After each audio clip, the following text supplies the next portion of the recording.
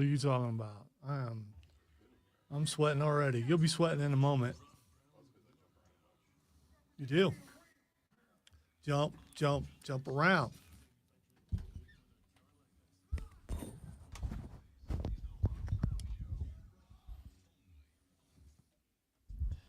I am a peacock. You gotta let me fly. You gotta let me fly, Captain. So remember, don't go chasing waterfalls. Stick to the rivers and the lakes that you're used to. Ladies and gentlemen, that might be Michael Keaton's best work. The Other Guys. He's dying. He's actually dying. That might be Will Ferrell's best work. That might be Mac Wahlberg's best work. What do you even do here, Bob? That might be. It definitely is Eva Mendez's best work. I knew you were going to go there. Yeah. Where else would I go? Ladies, gentlemen, boys, girls, children of all ages, welcome to the Rob Brown Show on your radio. It's the Fan Upstate. Let's address it. You forgot to mention it was The Rock's best acting work. It was The Rock's best acting work. I could not agree with that take more. Samuel L. Jackson was beyond excellent in that movie as well. Hey, you know what? Spoiler alert if you haven't seen The Other Guys. I don't even.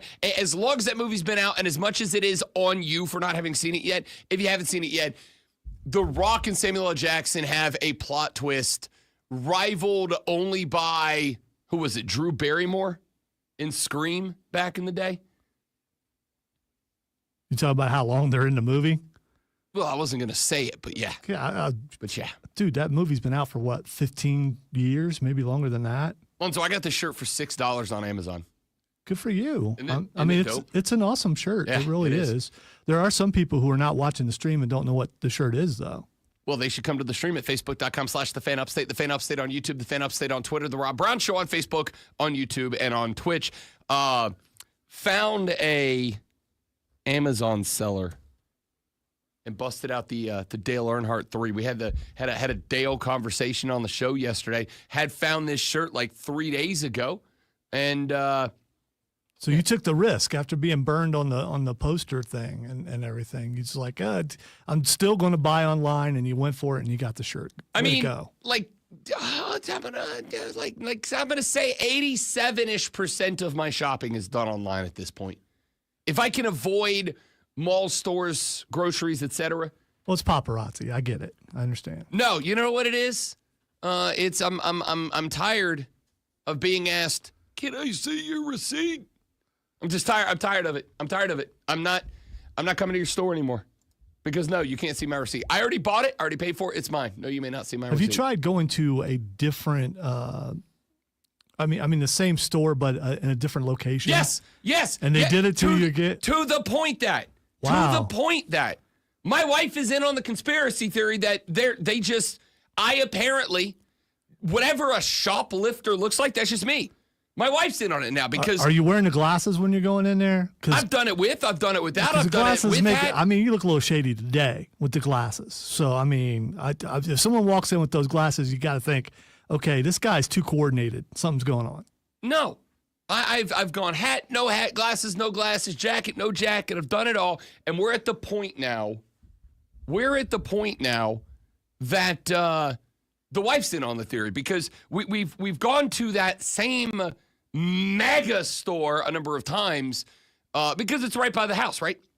Like it's the easiest place to go that we know for a fact that they have everything we need. Okay? I'm just going to put it that way. And consistently, if we go consistently, there are 2 people that work there, and consistently, if there are 77 people in the self-checkout, I'm the one that they'll go, "Can I see your receipt, please?"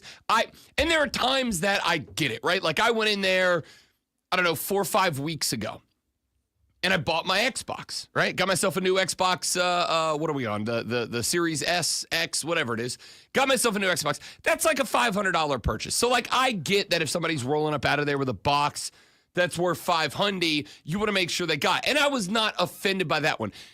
Later the same day, the wife's like, "Hey, we got to run up to the mega store. Got to grab some stuff." I'm like, "Yep, no worries. I'll go with you." So we get in the car, we drive up there, we grab like 4 things, like gallon of milk, couple of instant rice packets, because we were going to make some red beans and rice that Monday night. Just get some stuff.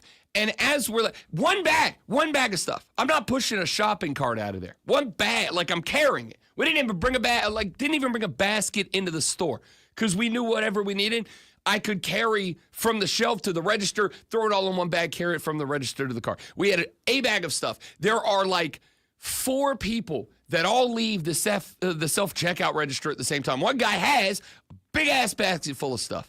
And as we're walking by, the lady's like, "May I see your receipt?" And I look at the wife, and I'm like, there's no damn way she's talking to me.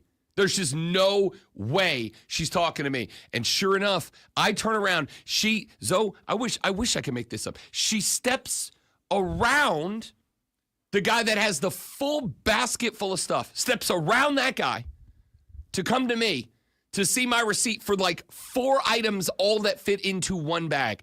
And had I been solo, I think that would have been the one time that I'd have been like, "No, you may not. You may not. I've already bought it. I've already paid for it. Everything in this bag belongs to me. You may not go rifling through my stuff, as it is my stuff officially and confirmed. No, you may not." But I'm not going to do that to my wife. That's not the moment to take the stand on principle. Right? I did it again, by the way. That's 3 on me. Oh, you're getting smoked this week. It's all right. It's all right. I'm kind of having a chill week. Is it possible that people who do that, stand at the front door and check receipts, have to check a certain amount of receipts? It is. And if it's possible, if you had a quota, you had to check a certain amount, would you not pick the person with the least amount of items? Because if you got 4 items, boom, it's easy to check the receipt. Whereas a guy with a cart full, you're going to be standing there for a while. You're probably going to miss some stuff. I would like to think that even if there is a quota, I would like to think that if you're in that position, if you're in that role, the role of receipt checker, to make sure nobody's walking out with their stuff after doing the self-checkout, which I know is a thing that happens. That people, they pay for 4 or 5 items, and then maybe they jam a little something down in the bottom of the bag and then cover it up with other stuff, right? Like, I get it. If you're gonna do that, if you're trying to hit a number, and this is the honest working theory that I have, as aggressive as I can come across on the show sometimes, I think, a genuinely friendly person.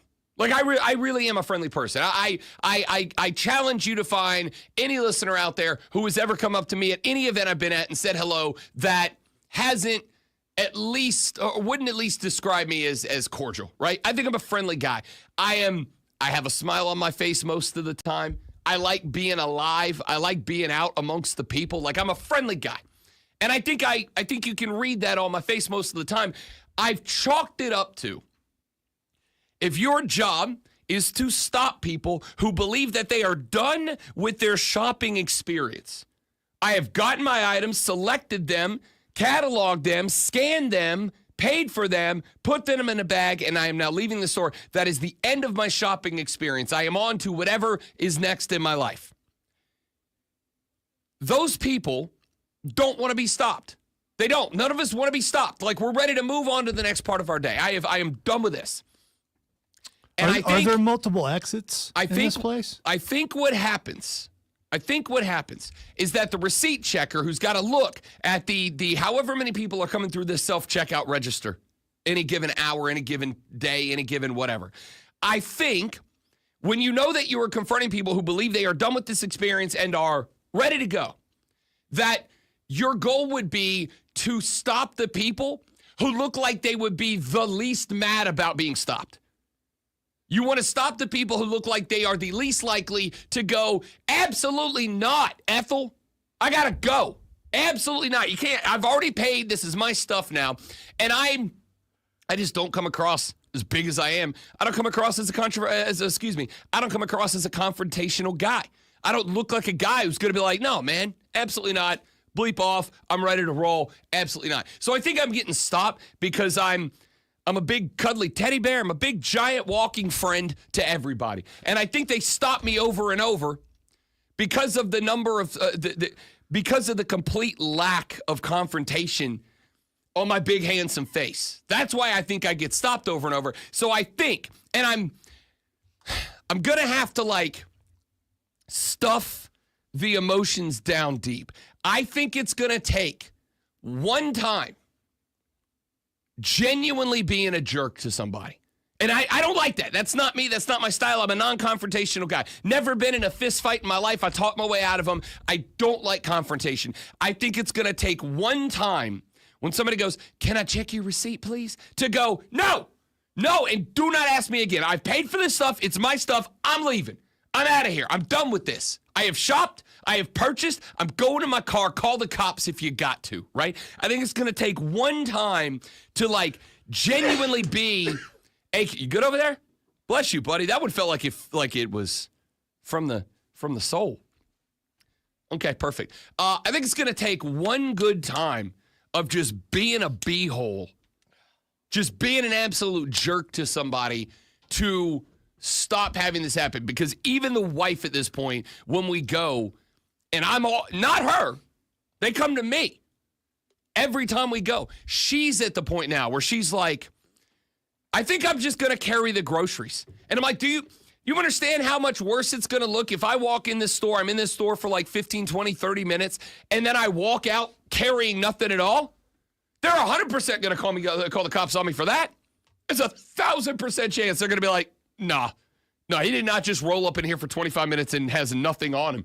Like, I've got to carry the bags so that I definitely don't get the cops calling on me for that. But I'm at the point now where I think I'm going to have to, like, stuff the politeness down. I'm going to have to prepare myself for the hours of emotional turmoil that it is going to bring out of me to be an absolute jerk and to just be mean one time. Because I think if I'm just mean one time, I think that "Can I see your receipt?" stops. Just one time. It's a working theory, though. There are, by the way, Lonzo, multiple exits to answer your question. The problem is there's one of those people on both ends, and I get it both sides. It doesn't matter which exit I leave on, because you got the groceries on one side and you got everything else on the other side. And it doesn't matter which side I go. Every time. And it's the same two people. It's the same two. And it doesn't matter if I go in 3 in the afternoon or 3 in the morning. It's the same two people working the doors every time. Do they have a garden center? I don't want to give too much away about this particular establishment. A lot of those places also have a garden center with a cashier. Yeah, but here's the thing: there's never a checker at the garden center. That's all I'm saying. The problem is the groceries are on one side, and that's all the way on the other side. And how much worse does it look if I'm like, let me get all my groceries over here, let me clear the entire place to go all the way to the other side, and then try to take my milk and cookies through the ferns? Like, clearly, why is he going all the way over there? Like, there's no way to avoid it that doesn't make me look more suspicious. There's no way to avoid it that doesn't make it look like, oh, that dude's definitely up to something. Sure there is. Here you go. Park on the side where the ferns are.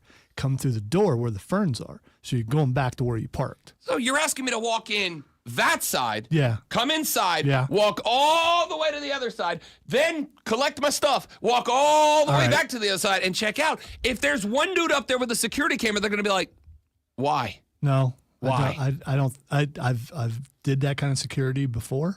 I don't think that's necessarily a red flag. I don't think I am a red flag, but I get checked every time. As someone who I'm already on a list, clearly. Back in the day had security follow him from store to store in a mall, you definitely don't look as shady as I do. So, although I guess it's lessened as I've gotten older, I've given you options, and I think that would absolutely work. Just doing that. I genuinely, I'm serious. I think your options all make me look more suspicious than however suspicious I already look. That has resulted in me getting receipt checked every time I go in the store. Every time. You know, there are people who realize that they want to use a cashier instead of having to do self-checkout, and those garden center... Dude, I still get checked. No, what I'm saying is garden center, a lot of people do that so they can get through the line really quick because the lines are not really that big there. You're missing my point. You're missing my point. You don't look suspicious if you do that. You just look like you're trying to dodge the line. You're missing my point. I am clearly on some sort of list at this store. I'm getting it every time. So if I go from come in the door closest to my stuff, because I go in there for groceries 90% of the time.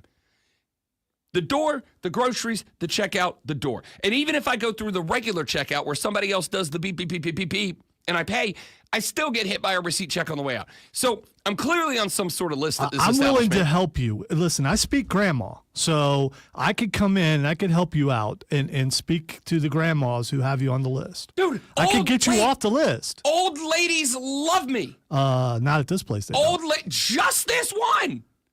Old ladies love me. I have made it it's like a whole ass aspect of my personality that old ladies love me because I'm a sweetheart. I'm a big teddy bear. They love me, except this one lady. I don't know what I did, but I can go through the regular checkout, the self checkout, the far checkout, the near checkout. It doesn't matter. She just at this point, I'm convinced. Maybe I'm the only one that sees her and she's a ghost because no matter which door I come in and go out, she's always there. I don't believe in ghosts except for this one lady. Hey, bro, maybe she's into you. Just wait and be like, sup, boy? Can I, let me see that receipt. Let me see that receipt, young man. Yes, ma'am. All right, that's weird, and I don't like it anymore. Let's go to something else. We have got a show lined up for you today, ladies and gentlemen. A lot to get to. There was a conversation that took place about a week ago that we kind of danced around a little bit. We didn't really dive wholesale into it, and that is a number of proposals and conversations taking place right now in the landscape of collegiate football to try to curb the number of teams that fake injuries in order to manipulate the clock.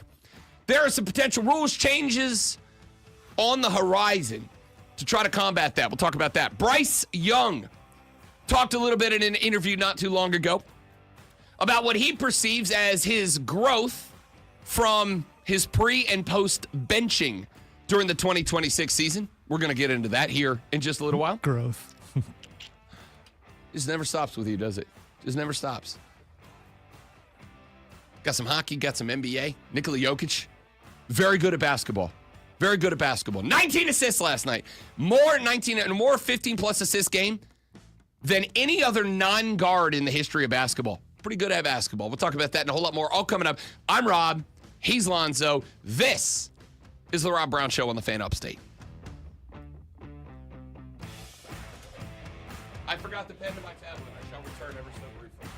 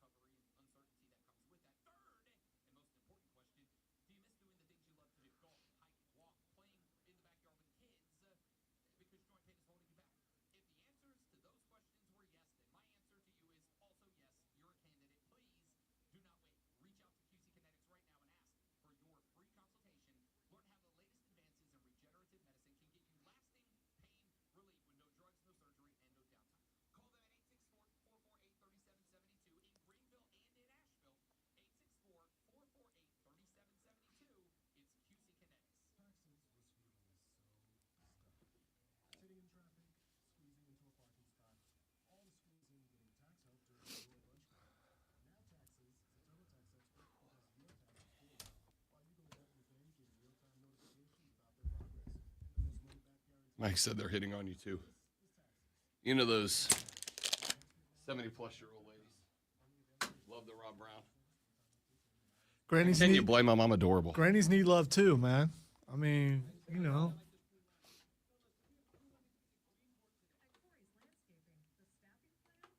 Those grannies might have been a hottie back in the day, you know?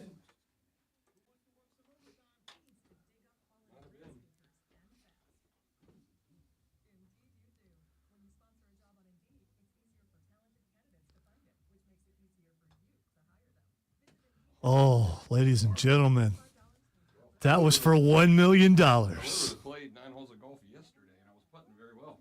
I did more than 2 putt the whole time.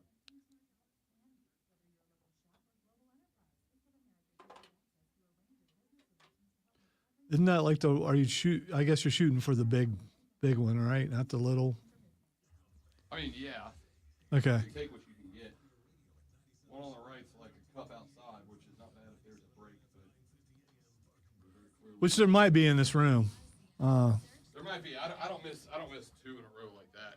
Well, it wasn't in a row. You got one in the middle there, but you did miss 2. We're coming back, by the way. Well, I got priorities. Okay. All right. Good luck.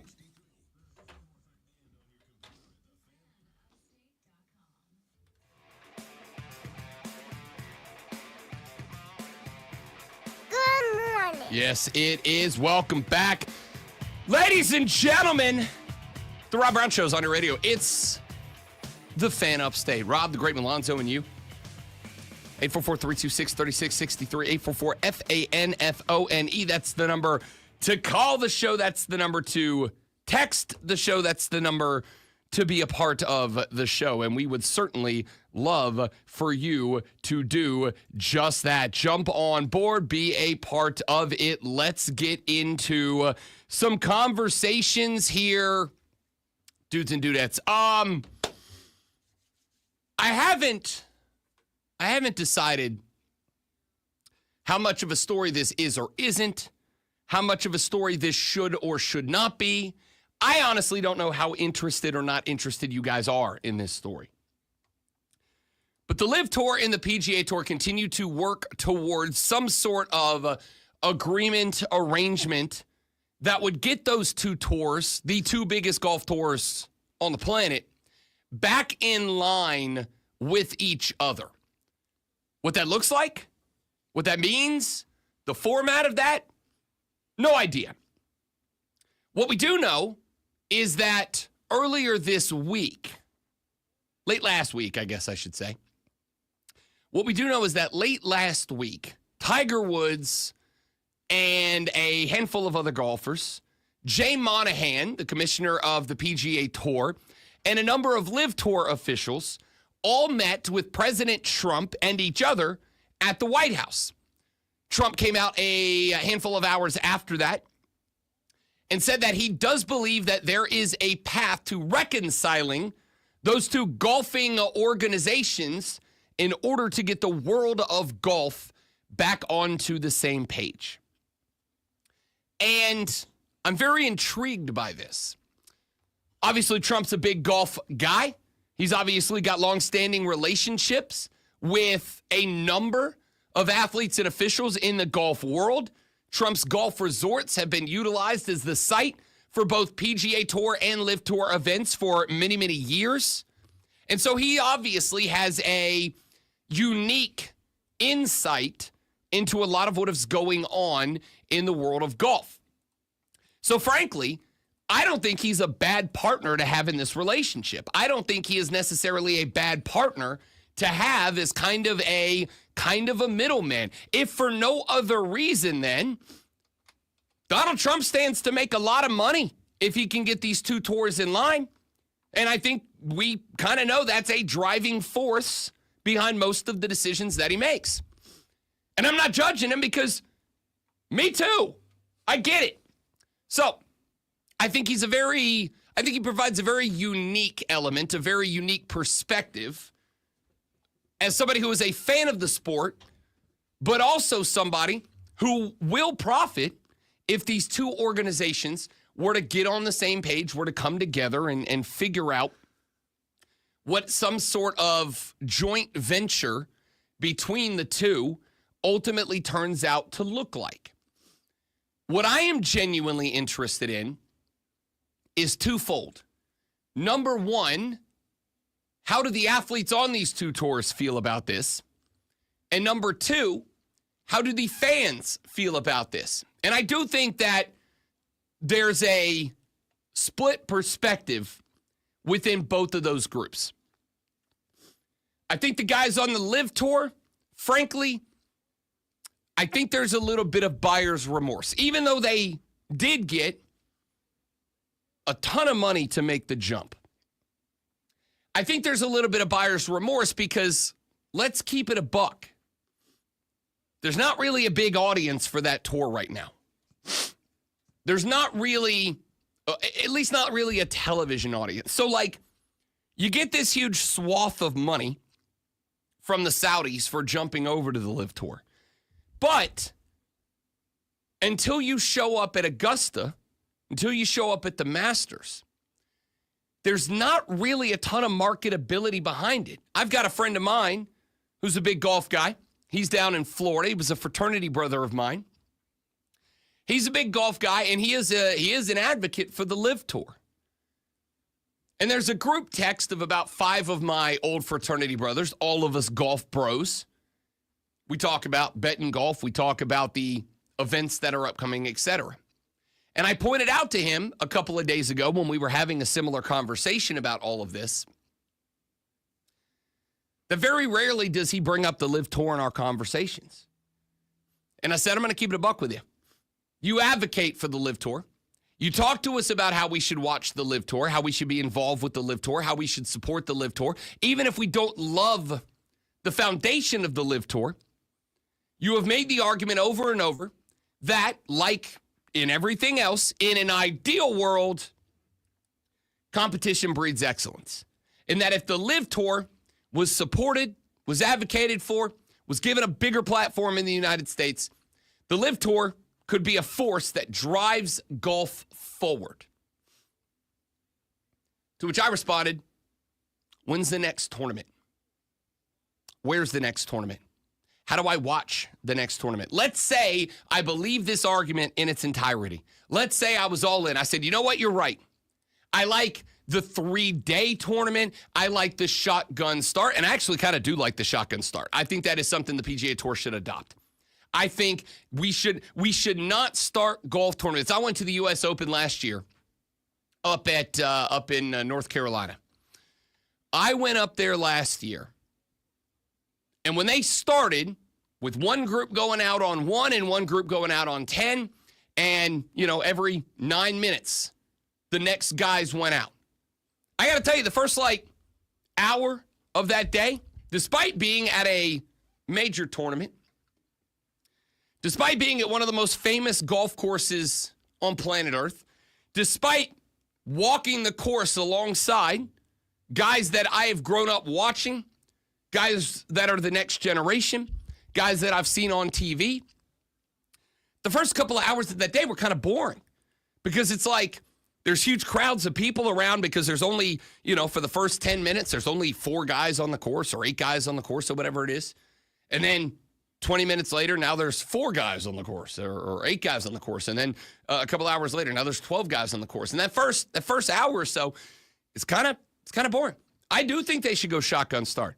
I think they should have a twofer on all 18, and we should be adding guys to the mix and just rolling through.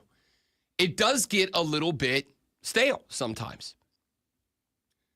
But I still think the 4-day tournament's where it's at. I still think that I don't need all the gimmicks. And I'm a gimmick guy. There are aspects of the Live Tour that I think are good. I think turning the Live Tour away from the actual golf, turning the Live Tour into a party environment is good. Golf is fun. When did golf hit its peak? When Tiger Woods was making golf fun. When the Tiger Woods video game franchise was one of the 2 biggest video game franchises in the world. When they said, we got to embrace this youth movement. When they said we got to lean into this youth movement. And they did that, and golf hit its peak. I think there are elements of the Live Tour that are very good. But I also think at the end of the day, much like we're going to hear from a couple of basketball players later in the show, I think that there are some times when it is beneficial for a sport to look at itself and go, maybe we just be what we are. Maybe we just be golf. Maybe we just be basketball. Maybe we just be football. Maybe we just be what we are. And I do think at the end of the day, golf, maybe even more than those other sports, would benefit from just being golf. Just let the best golfers in the world go play golf. But I think they got to go play golf with and against each other. I think that's the one thing. The PGA Tour feels watered down. The LIV Tour, forget all of the politics behind it. Forget the Saudis. Forget the blood money. Forget the buying of golfers away from the PGA Tour. Forget all that. Just from the perspective of golf, I think the LIV Tour leans so far away from the inherent spirit of the game, yet has some really, really interesting aspects that could jump over. So, in a weird way, I'm actually kind of glad that Donald Trump has gotten involved here.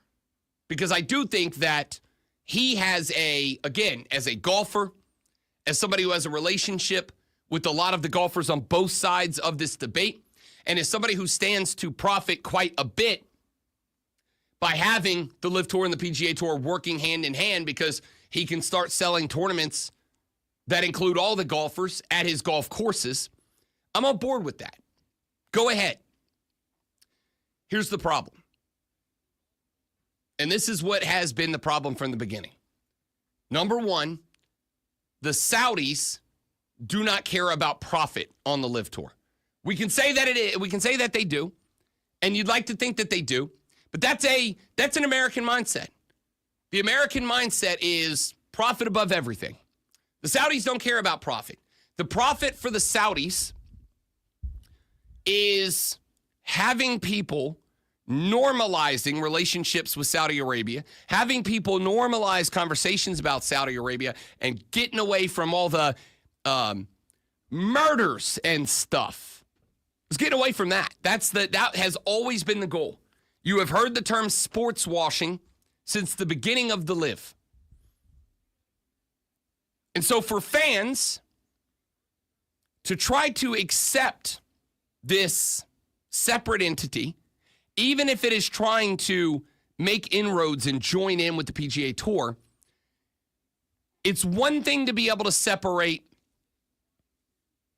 people who go to Japan and make very questionable YouTube videos and go, yeah, but he's really good at what he does. That's one thing. It's another thing to go, they've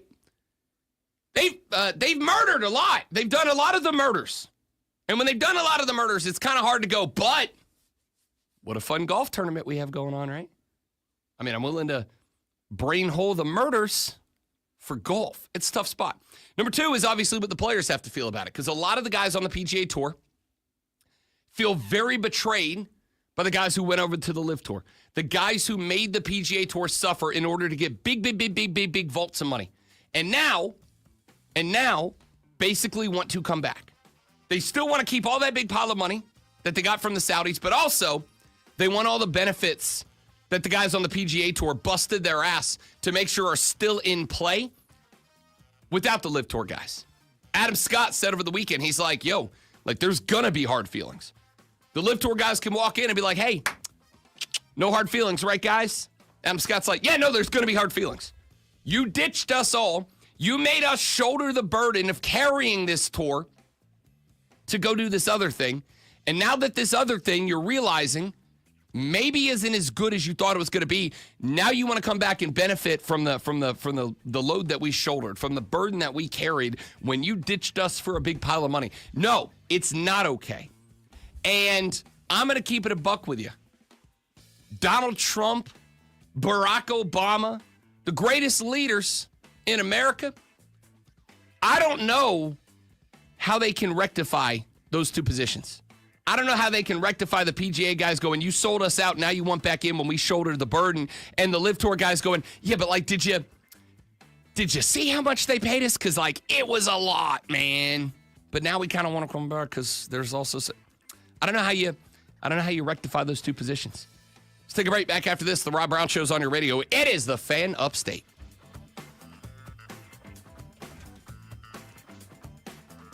I am a stand-up guy, Wesley. Thank you. What a polite compliment you've paid to me. I think you called yourself a walking friend.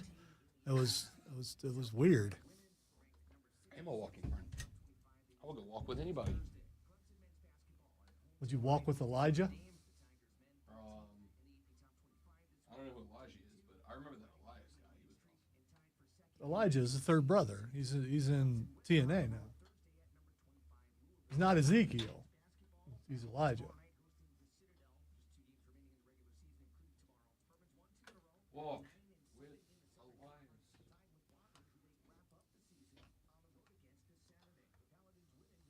Oh, come on. This floor is curved.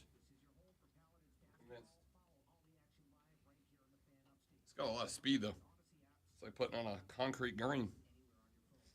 There's no padding underneath the carpet, so. So it is putting on a concrete green. You seen them put it down? It's not. They don't put padding down. They just they glue the carpet squares to the ground. I genuinely, it's tailing off right at the end. So you don't think it's you? Watch. Okay. Put a little more speed on it. See I don't this know. line right here? I'm aware. This Yes. one? Yes. I had that ball going right on this line, and right when it got to here, it just trailed off. Which is fine. That's golf. It's figuring out the break. So I can power through the break, or instead, I'm going to put at the left edge of that thing.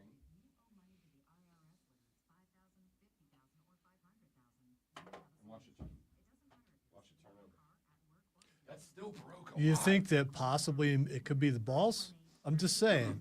There's 100% a break. Those are not your balls, so they can be like been left out in the cold or something.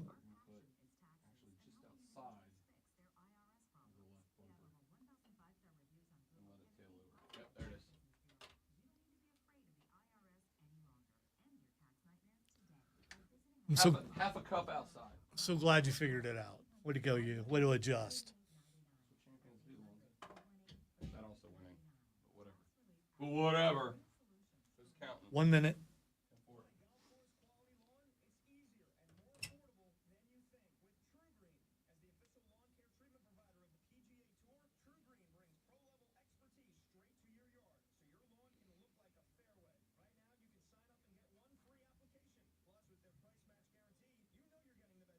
He needs to start setting up his phone as the as the golf cam, so you can see how many times he misses.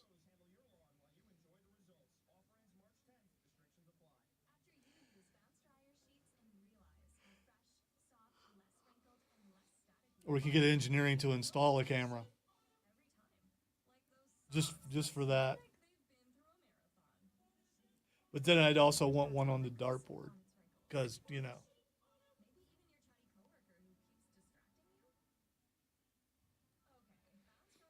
And yes, engineering would do that sort of thing because, we're pampered radio people. That's true. Let's talk about putting a camera on the on the golf thing over there so people could see it going in or not going in.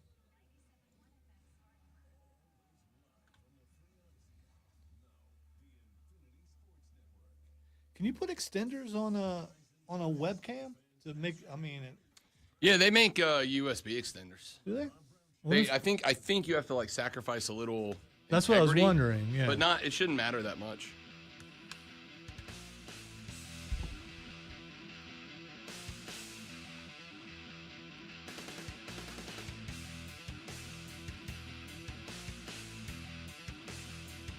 The Rob Brown Show rolls on. Thank you, Corey. Real good. Thanks for asking, by the way. You took an intake of breath. It was too late. I'd already hit the button. It's all right. We gotta. Still not as bad as Jim Rome's producer. So That's not. that guy was all over him all the time. But maybe there's a volume thing to where maybe he didn't even actually hear it. I don't know. What?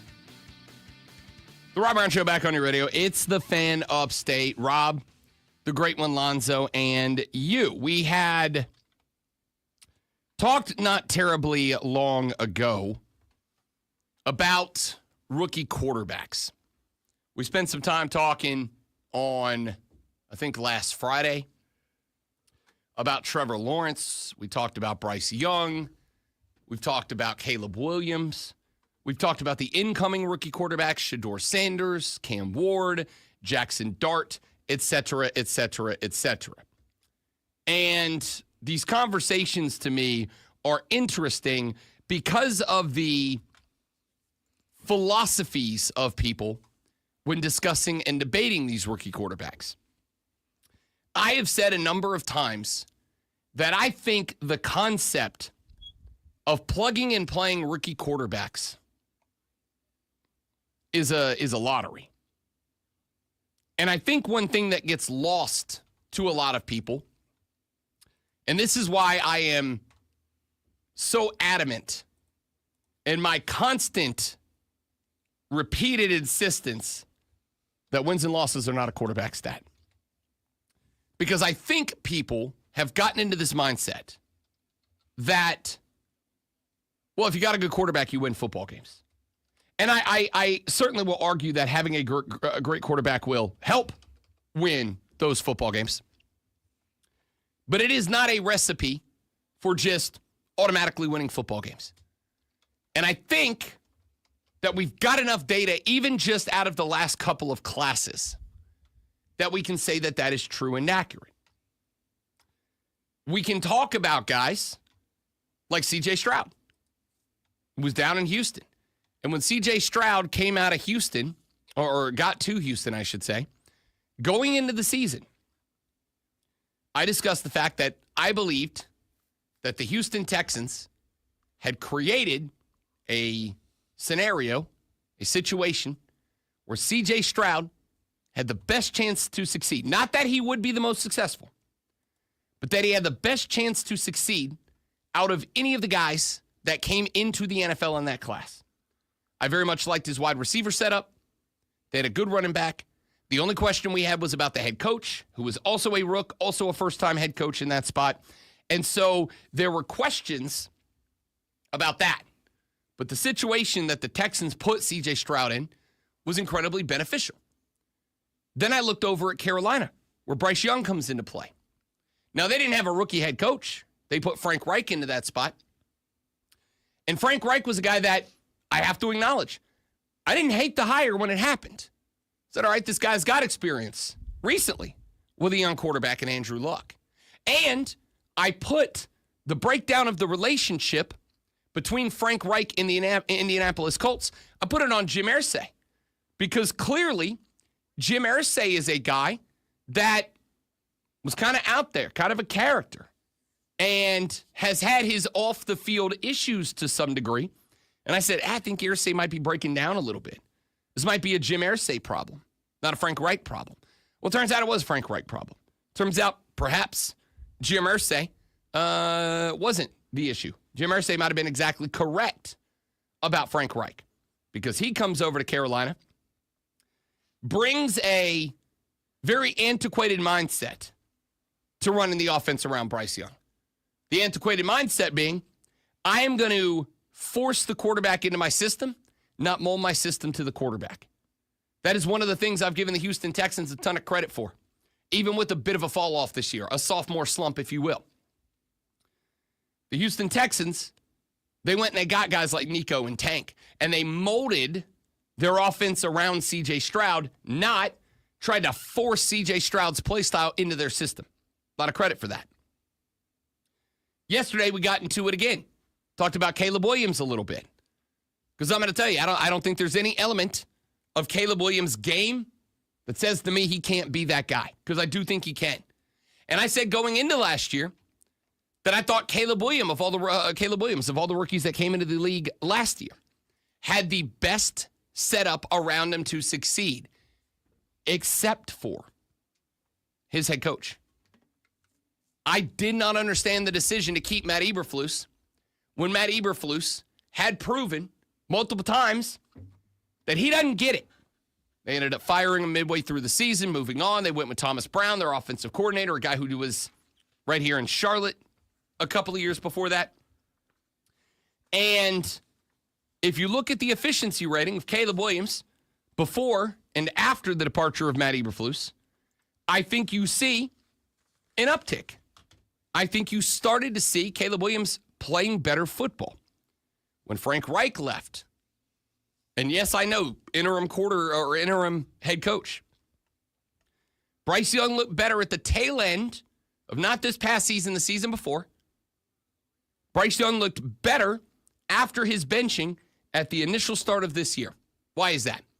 because I think it took some time for Dave Canales, a brand new head coach, a first-time head coach, had been an offensive coordinator, but there is a difference between running the offense and also the football team. And I think once Dave Canales kind of found his stride, kind of found his rhythm, kind of found his routine a little bit, all of the sudden, after the benching, after Andy Dalton got into the car accident, BY made his way back out onto the field, he looked like a different cat. Trevor Lawrence was in the news about a week ago. The former Clemson Tiger turned Jacksonville Jaguar, the head coach of the Butthole of America Jags. Trevor Lawrence was in the news because there were a number of reports that the Pittsburgh Steelers were looking to make a trade in which they would have acquired Trevor Lawrence. Now, there's no guarantee to that, as Trevor Lawrence has a no-trade clause in his contract. So that only would have gone down if he wanted it to.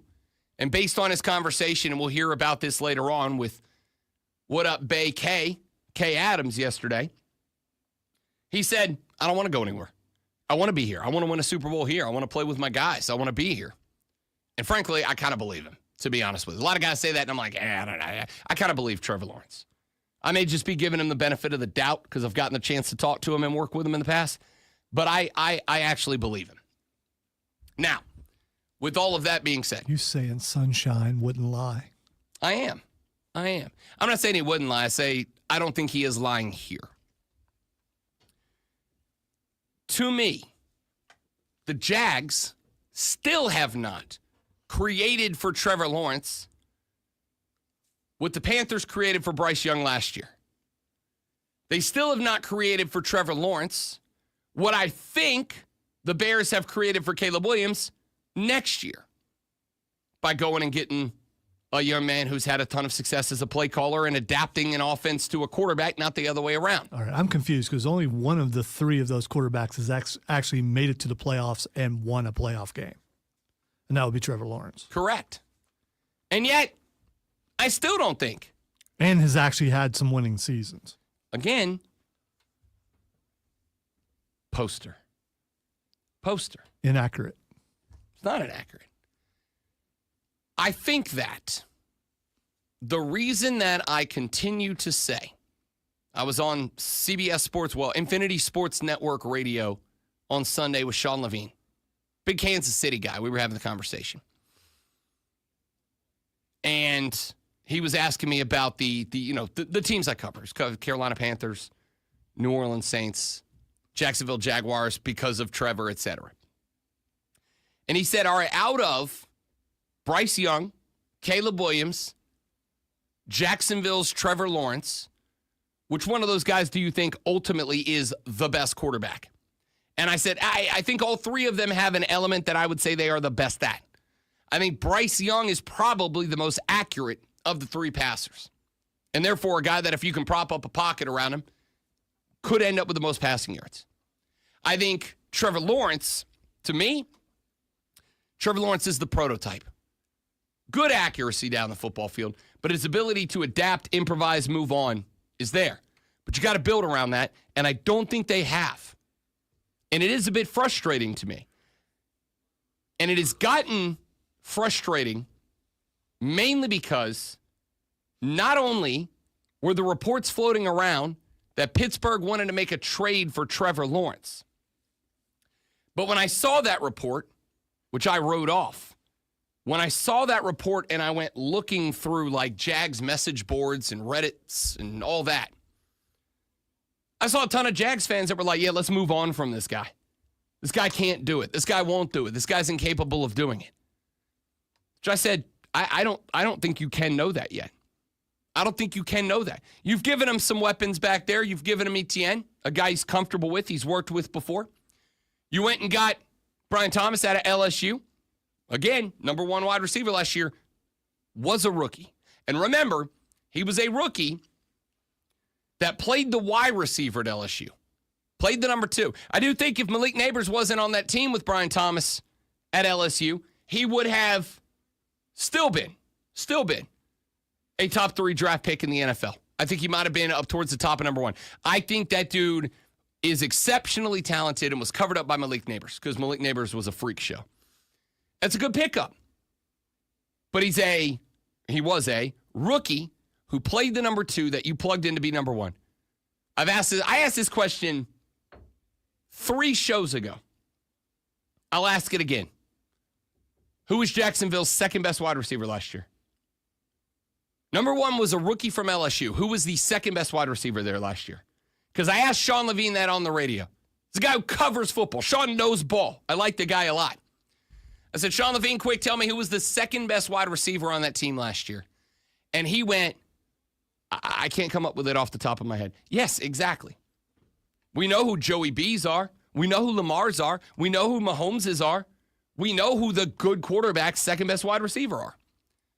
You don't know who Jacksonville's is. And I don't put that on Trevor Lawrence's ability to get to number 2. In fact, if anything, second-tier quarterbacks, you should know who their number 2 receiver is because defenses are going to be taking away their number 1. You should know who number 2 is. Jacksonville just hadn't put one there. It's Christian Kirk. Cool. Christian Kirk was a guy that Jacksonville signed 3 years ago, and I thought it was a bad signing at the time. I went, Christian Kirk? That's what you're going to give him to work with? Christian Kirk?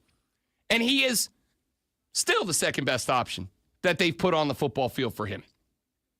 I was blown away, stunned, shocked, surprised, to be honest with you, that there were Jacksonville fans. There were Jacksonville fans when the trade rumor started floating around that Pittsburgh wanted to make a move to bring Trevor Lawrence there, that there were Jags fans ready to kick that guy to the curb. Going, has he not won a handful of games? Has he, as Lonzo pointed out, has he not been to a playoff game? Yeah. What are you talking about? He won a playoff game. Won a playoff game. Doug Peterson was let go by Philly for a reason. And it's fair if you want to think that the reason Doug Peterson was let go from Philly is garbage. That's fine. I actually accept that. But he was let go for a reason. He comes to Jacksonville because nobody else that was a genuine contender wanted him. There's a reason for that. But we're going to pin it all on the QB? Well, Rob, I mean, he's been there a couple of years. He's a generational guy. He can't do it. My man, I can cook, but if I walk into the kitchen and all you give me is a gallon of spoiled milk and a steak that's been on the counter for 3 days, I can't do anything with that no matter how good I am. I was going to ask you, out of the 3 quarterbacks that you mentioned, which one would you take to start a team? But I forgot. That's not a question I need to ask. We all know who it would be. Trevor Lawrence. Wow. Trevor Lawrence. Not even your little baby boy. Not even my little special baby boy. Not even my beautiful, bouncing, shiny baby boy, Bryce Young. I would take Trevor Lawrence. I think Trevor Lawrence is the prototype for an NFL quarterback. If you think I'm not worried about Bryce Young's size, I absolutely am. I've never said I'm not. I've said I think that you lean too much on it as a reason he can't do it. But to say you're not worried about an undersized quarterback would be foolish. I will take the prototype in Jacksonville because I genuinely, to this day, believe he's been there, 3 seasons now? And I do not believe they have given him a chance to win. Christian Kirk. What do you want me to say to that? Texter said Jacksonville needs to get T. Higgins. Just my opinion. I agreed with that. Trev agreed with that. He was on Kay Adams' show last week, or Thursday, Friday? And he made the sales pitch for T. Higgins. Problem is, Cincinnati is tagging T. Higgins. He's not available anymore. Jacksonville's got to be active in the wide receiver market. They're probably one of the few teams that I go, you got to draft a guy. Because you got Brian Thomas, but that's the best you're putting on the table for this guy? Him and Christian Kirk? That's not it, man. That's not it. The guy can succeed, but the fans got to relax because this will be the first year he's gotten a chance if they get it right. You know who's going to get something right? Lonzo, when he reads his sports flash.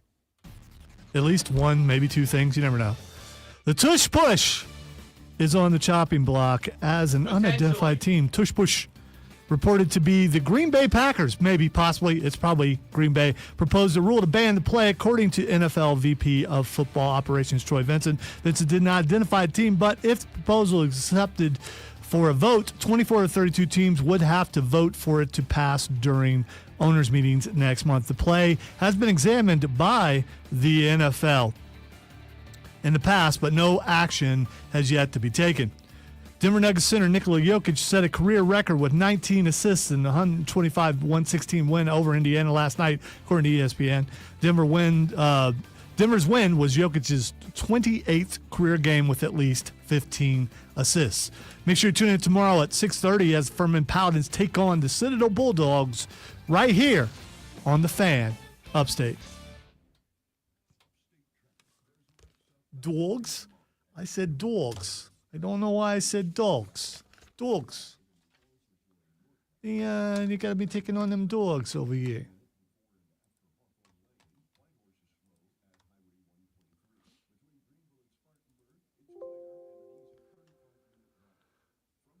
I am pushing to a migraine, and I'm already a mess. So, yeah.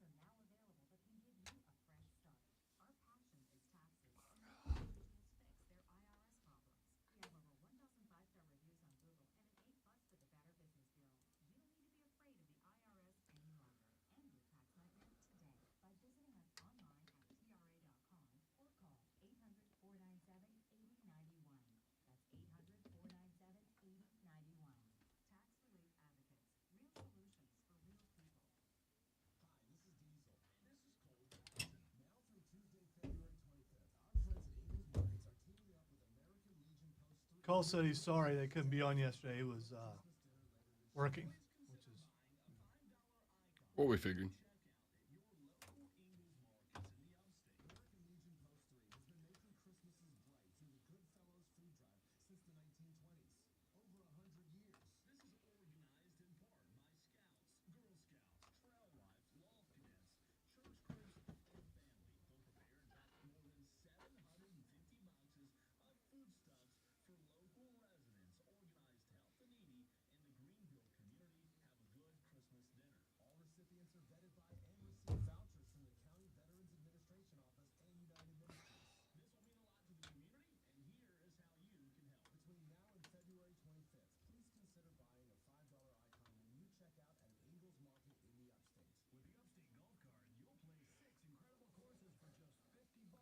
Ryan Cannon, all-star staff, all-star coaching staff. In fact, Ivero is still the DC. Ivero was there. Ivero came in with, by the way, I'm sure you have. I am having a hard time coming up with a list of guys that have seen their rising potential head coaching star fade as quickly as Ivero's did. When Ivero came in, it was like, how is this guy a DC, not an HC somewhere? And now I don't even know that he got more than an interview or two. I just want to point out, I didn't believe in him from the beginning and went against you and Rashad the entire time. I don't think he's bad. I just don't think he's act like I was crazy. And now you're on my side. No, I'm not on your side. Yeah, of course not. You've come around to my way of thinking. I don't think he's bad. We're vibing on the same wavelength. I mean, there's just so many ways to say that I was right. It's not what I'm saying. Yeah, I think you kind of are. I mean, that's what I'm hearing. That's what they're hearing. You don't speak for them. I do. People's champ, yo.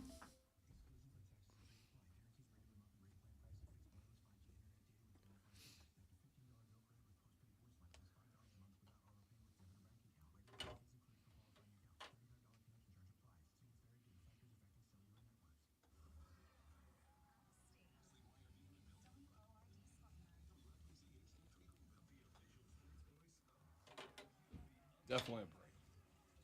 Glad I figured that out.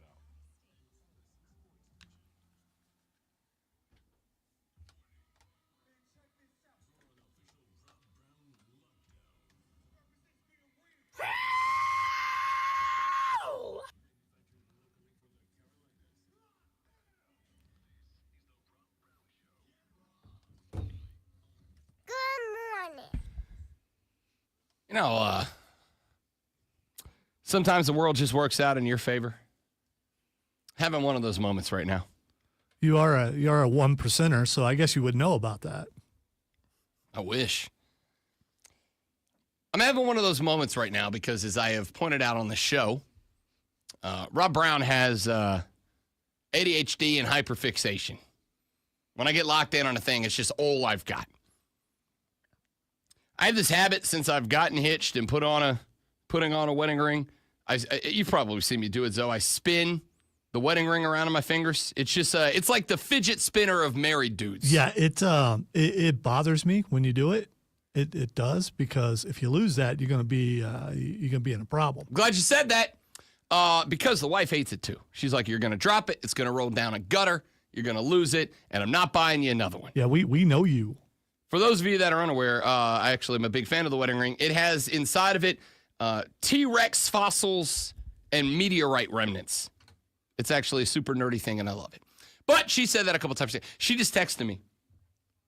And she said, "Welp, I can't say bleep about your wedding ring anymore." And I said, "Why not?" And she said, "I was in the car driving to work, and I took off my ring to put some lotion on it. And as I went to grab my ring, I accidentally threw it up into the air and is now somewhere in my car, and I can't find it anywhere." You know, I'm sad about that. She's going to find it. It's in the car. It can't go anywhere. But I got to tell you, I'm having just a little, like the littlest bit of that, like, husband satisfaction. Sounds like a little more than a little. No, it's just a little bit. Little bit of that satisfaction, because she can't say anything to me ever again. I haven't lost my ring at all. I don't think you understand. Yes, she can. No, she can't. What's she going to say? You're going to lose your ring. And I went, you did lose yours. So, which is proof that it could happen and why you need to be more careful. Right. But because if even she, the most careful person, could lose her ring, you, the least careful person, will definitely lose your ring. I mean, so she definitely has something to say to you. I have not, and she has. You can't, the person who does a thing can't criticize the person who hasn't done the thing for maybe doing the thing when they've definitely done the thing. All right, here's a preview of tomorrow's show when Rob has jinxed himself into the point of actually losing his ring. And he has to come in and point out that, yeah, he should have been more careful.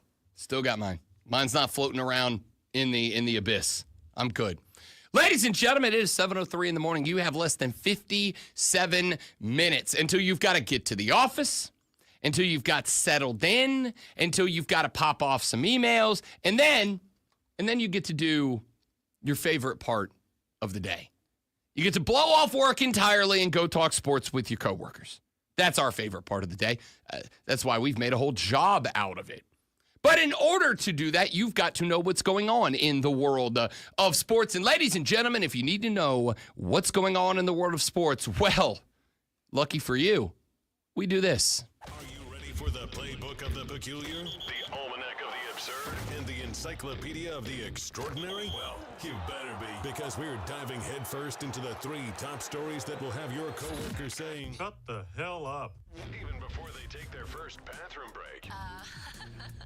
No. Here we go. Welcome to the water cooler cheat sheet on the Fan Upstate.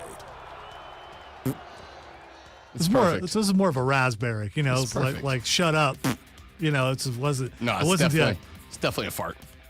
It's definitely a fart. No, definitely. Water cooler cheat sheet, top 3 sports stories you need to know before you get to the office and start talking sports with your coworkers. This AM, we dive right in with item numero uno. An NFL team has submitted a rule proposal to ban the tush push quarterback sneak that, according to Troy Vincent, the NFL's executive vice president of football operations, he said so at the scouting combine yesterday.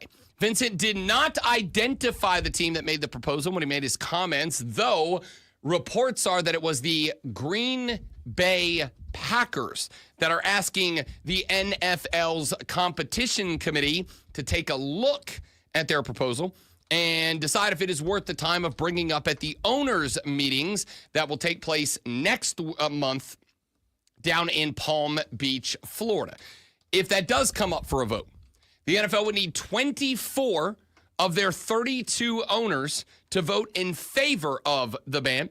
Teams submit rule proposals each year, and those along with proposals submitted by the competition committee are put up for a vote by the owners. Vincent said, quote, "We do have a club playing rule proposal around the tush push. It's the way they deemed it, the tush push. It's on our agenda. The club proposal is we need to make some adjustments to that. Is that a viable football play?"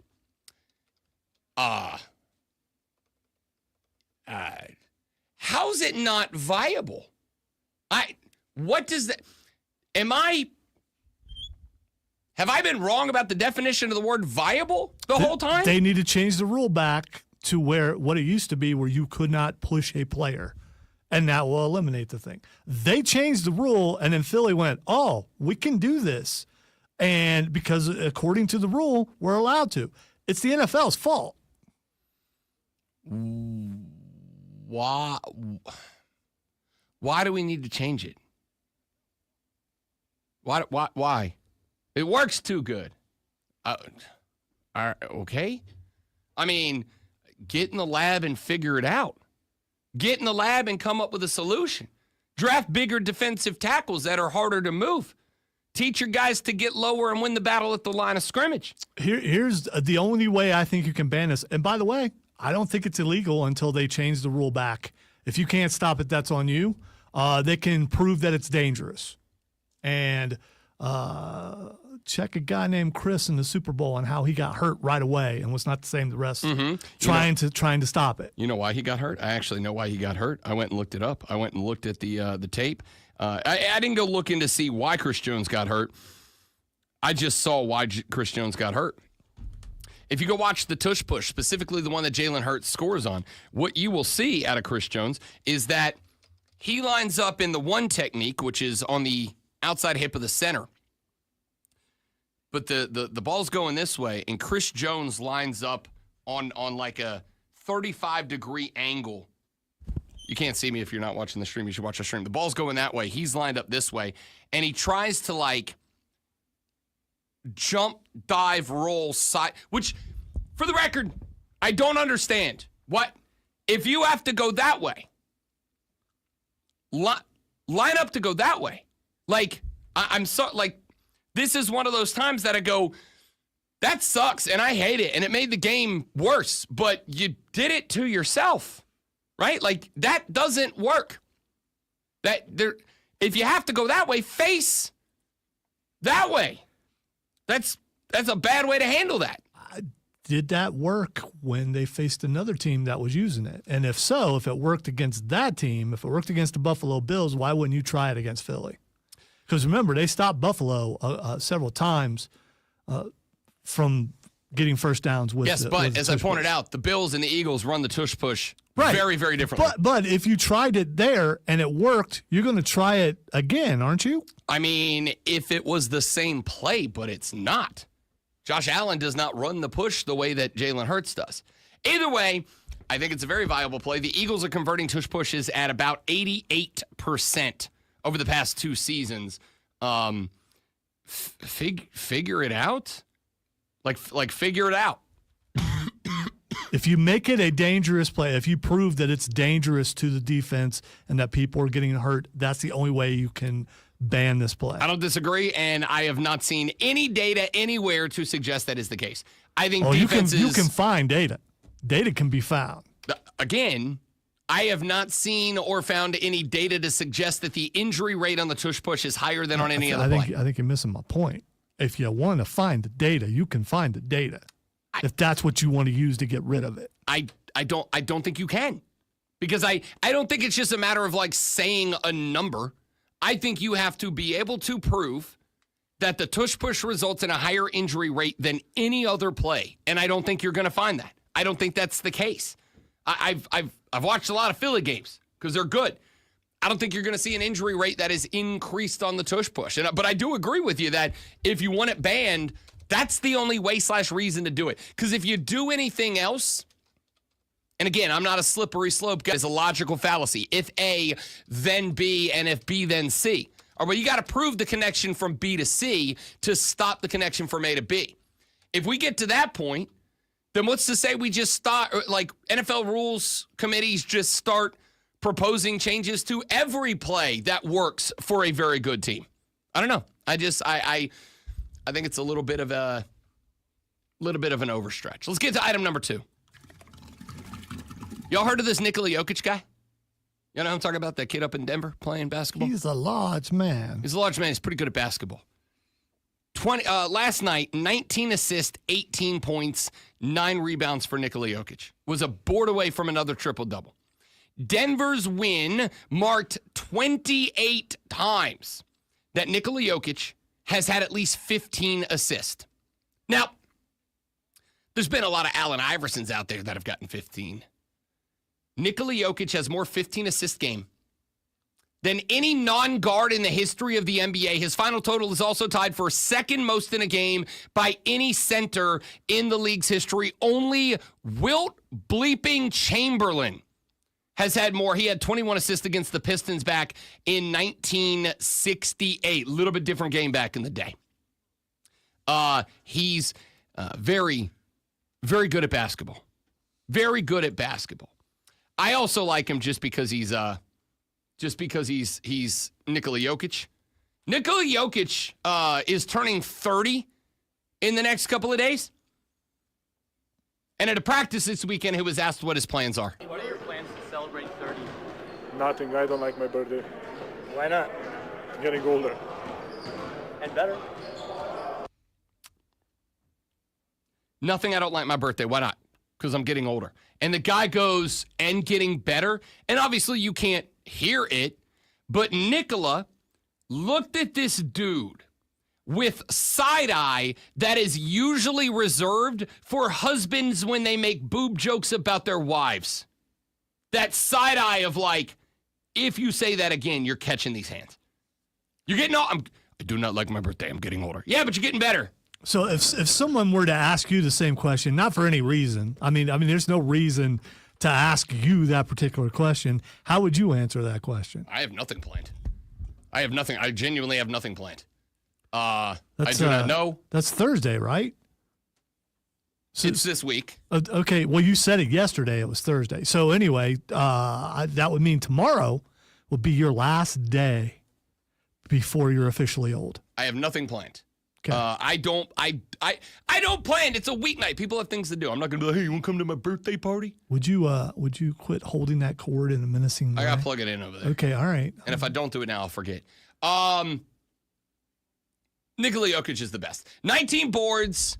He's done it again. Now more 15-assist game than anybody else that's not a guard in the history of the NBA. That's more than power forwards. That's more than shooting forwards. That's a lot. That's more 15-assist games than LeBron James. That's ridiculous. Nuggets get the win in this one, by the way. 125-116 over the Sirs. Ugh. So hate bad. it. So bad. Still hate it. Let's get to item number 3. Your AP Top 25 basketball poll dropped yesterday, and shock of all shocks, the Auburn Tigers maintain their stranglehold, baby, on the number 1 spot. Not only do they have the number 1 spot, but they have now returned to a consensus number 1. All 60 AP first place votes belong to the Auburn Tigers. They have outpaced the Duke Blue Devils, who check in at number 2. Florida jumps up to number 3. Houston and Tennessee round out the top 5. Alabama drops down to 6. Ricky Pitino and St. John's now at number 7. Your top 10 rounds out with Michigan State, Iowa State, and Texas Tech.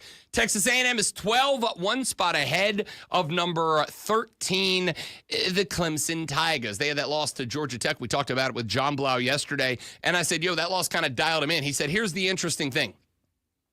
The interesting thing isn't the loss. The interesting thing isn't that the team is dialed in. The interesting thing is that was just a basketball loss. Right? Like, it wasn't particularly egregious. It wasn't mistake-filled. It wasn't like Clemson went out there and did anything wrong. They just had a couple too many turnovers, and Georgia Tech took advantage of them, and they beat them. It's going to happen to every team. It's going to happen to Duke. It's going to happen to Auburn. It's going to happen to everybody. He said that's not the loss you look at and you go, uh-oh, there's a chink in the armor here. That's the loss you look at and you go, Georgia Tech played their best game of the year and Clemson didn't. And that's how the metaphorical cookie crumbles. He said, however, they did kind of take it personally. However, it did kind of bother him a little bit. However, it did kind of get under their skin. This team has played hyper-focused basketball since that point, find themselves all the way at number 13 in the AP poll. Michigan, Maryland, Kentucky, Memphis, and Purdue round out your top 20. Marquette, Arizona, St. Mary's, Mississippi State, and BYU finish out your top 25. Obviously, as we have just 3 or 4 games, depending on the teams, remaining between here and the conference tournaments, we will continue to keep an eye on this AP poll as it evolves into our conference tournament championships and then into the March Madness tournament starting up here in just a few weeks from now. All right. Got a lot more we got to get to over the course of the show today. Want to talk a little Bryce Young and the Carolina Panthers here in just a few minutes. We'll get into some hacky as Gary Bettman, the commissioner of the NHL, has spoken out for the first time since the conclusion of the Four Nations tournament and more. All of that coming up as the sports show, that is the Rob Brown Show, rolls on. It is the Fan Upstate.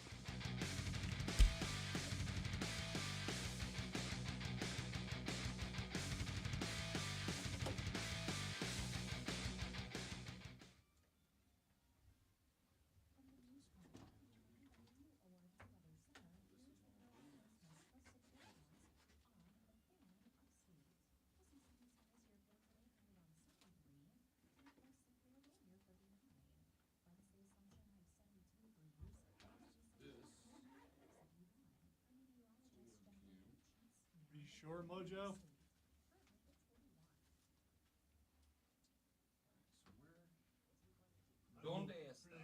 This wire in this hole and then move wire with my hands over to the other side of the board where I will plug in the phone.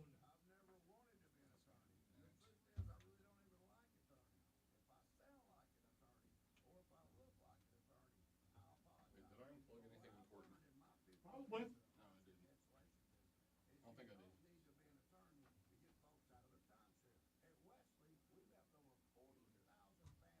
I'll plug the old tablet of truth in. Don't mess anything up for the afternoon people. We'll call engineering. All right, guys. Be right back. Stay right there for me.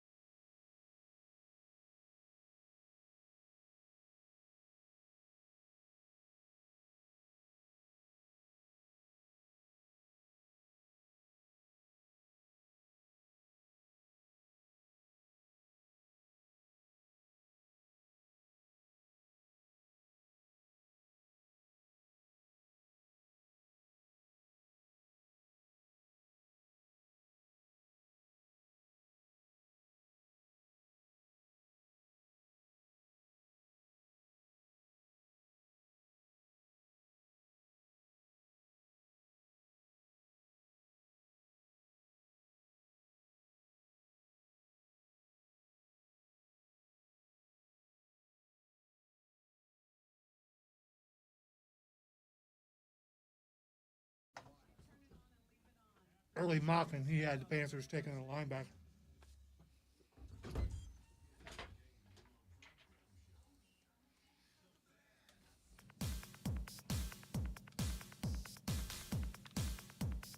John Dog texts the show, said, "You don't know how marriage and wifing works, but you will."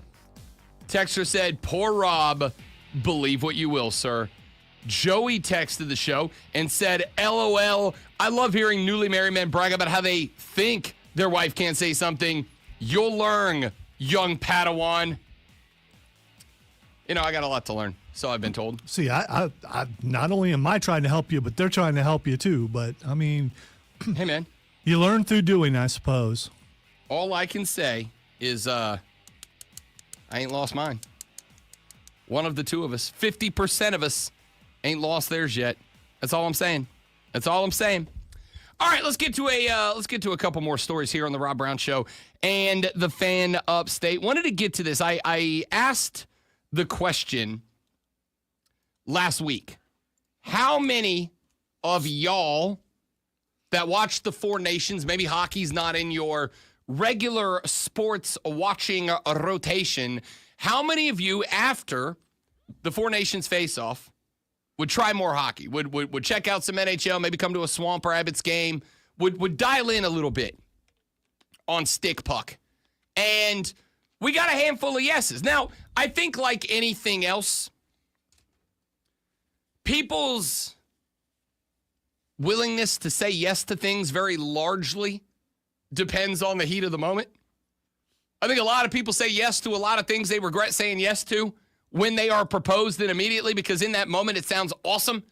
I don't think that the NHL is going to get some massive spike in viewership. I don't think that the NHL is suddenly going to see NFL caliber audiences tuning in to watch them. I think there are other problems that the National Hockey League has to address. Number one, accessibility. Even as a hockey guy, even as somebody who enjoys watching the stick puck, the reality is I got to go hunt for it. When there's a game I really want to watch, sometimes I got to go hunt for it. There's not a lot of available nationally televised games. We're not Canada, so it's not exactly a national priority to get hockey on the telly. I got to hunt down games. And that is something that, if we're being honest, most people are not willing to put in the time, energy, and effort to hunt something down that they're casually interested in. If it presents itself, sure. If you watched Four Nations and maybe it got you into hockey a little bit and you're like, okay, I can see how this would be fun, I'm going to check in on it, and you're flipping channels and you come across Caps Panthers and you go, that's Ovechkin. He's very good at hockey. I've heard of him. I'll watch him play. Oh, that's one of the Kachuk brothers. I know them. They were big time for Team USA in that tournament. I'll check that out. Hey, you'll stop. Maybe you'll stop. Maybe you'll give it a period or two. Maybe you'll try it. But if I come on the radio and I go, yo, Caps Panthers tonight, Avi versus Kachuk numero uno, but you got to go hunt down TSN to find it, you're probably not putting in that effort. This is part of the reason that I have been saying since the conclusion of the Four Nations tournament, that if the NHL is smart, that if Gary Bettman is smart, that if they have figured this out, what will happen moving forward is that they'll do more of that. They won't go back to the regular All-Star game format more than every now and then. Well, Gary Bettman was on The Rich Eisen Show, which you can hear right here on this and other fine Odyssey stations every afternoon from noon to 3. And Rich asked him, will we see more Four Nations tournaments moving forward? Actually, as I said, the Four Nations was kind of a quick appetizer.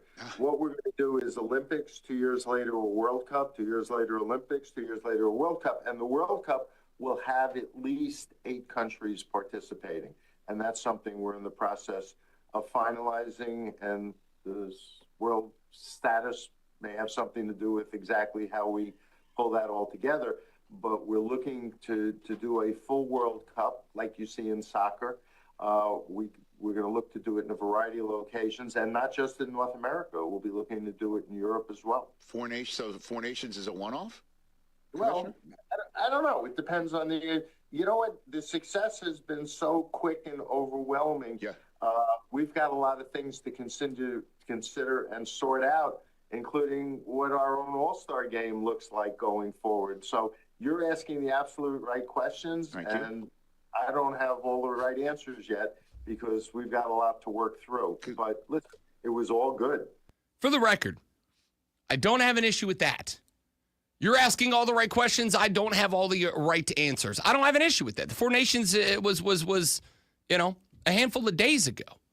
It is fine to say, I don't have a full answer yet. I don't know. We got to figure this whole thing out. We got to figure out how this impacts our All-Star game. Do we do any more All-Star games, et cetera? But here's the thing. I think one thing we do know is that the NHL set the model. And I think the other thing we do know is that the NHL has the schedule laid out in front of it now.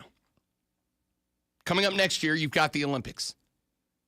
I understand that the NHL may not be super enthusiastic about putting all their best stars at risk of sustaining big-time injuries, as Matthew Tkachuk did, to play in a tournament that ultimately doesn't matter to the NHL.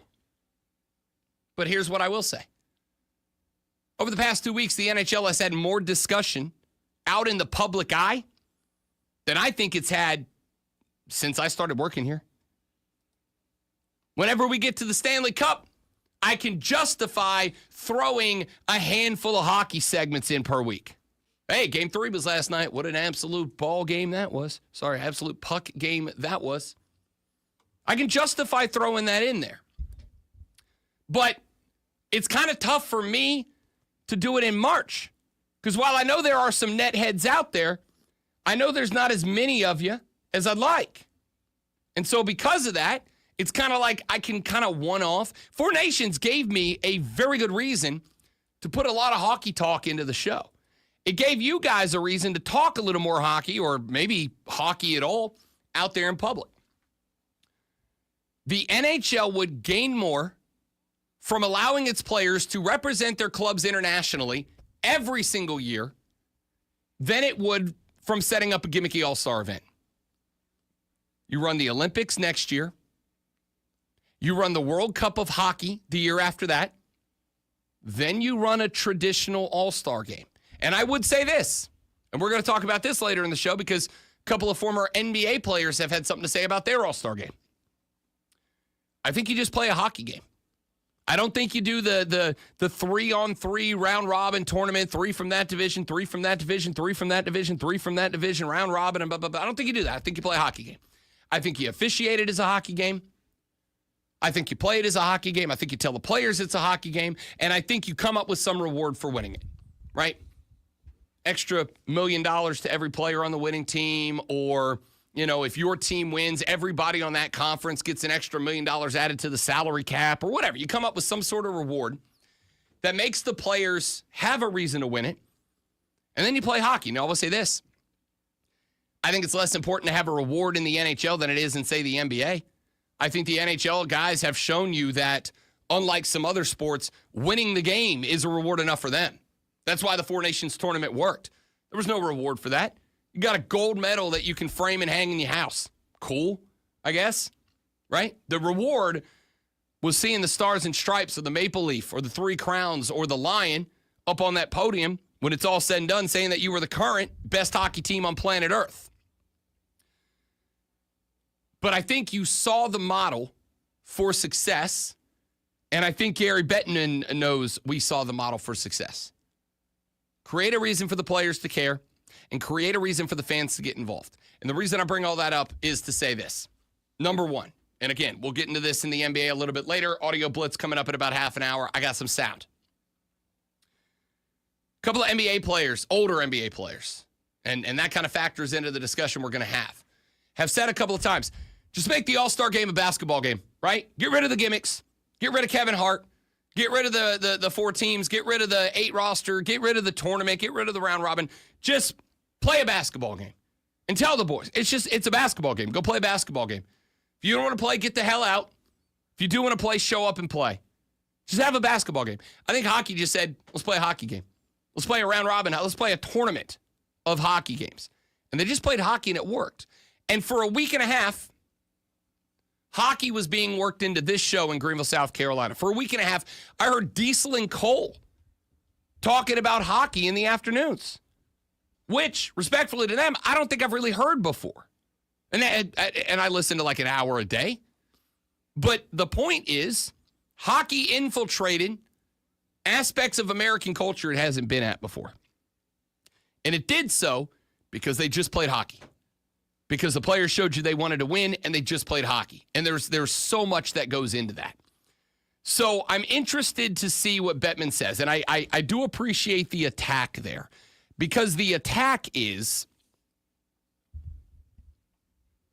we don't want to make a rash decision. The attack is we don't go, oh, Four Nations worked, and so therefore we're going to blah, blah, blah, blah. Because I also think if this was an every year event, it may lose a little luster. But I don't think it would be if we followed up with the Olympics and the NHL lets their guys have a break to go play in that tournament. I don't think it will be the year after that we do the World Cup of Hockey, and instead of a 4 nations tournament, it's a 8 or 12 nations tournament.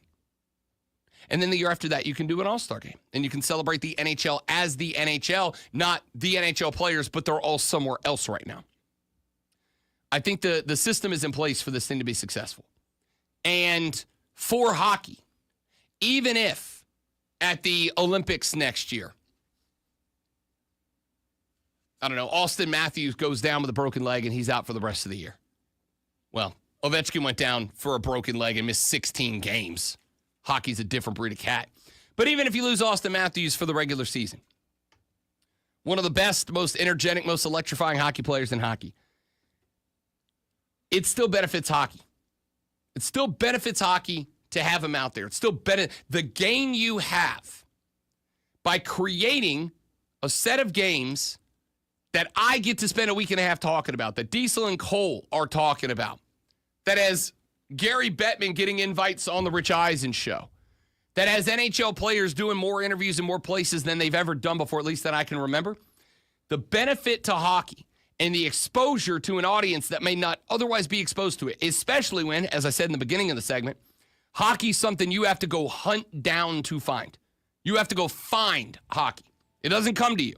You don't flip channels at night and just stumble upon a hockey game that you go, I got to watch this now. You got to go hunt it down, which also needs to be changed.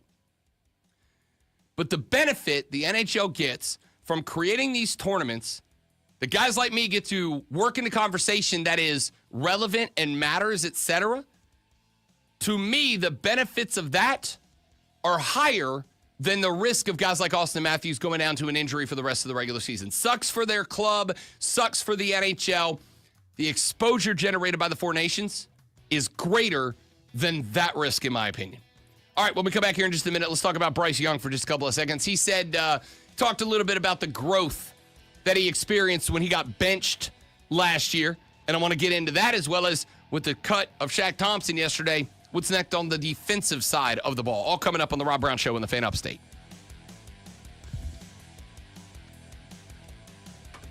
All right, guys, stepping away for just a minute. Got to use the restroom. Y'all stay right there.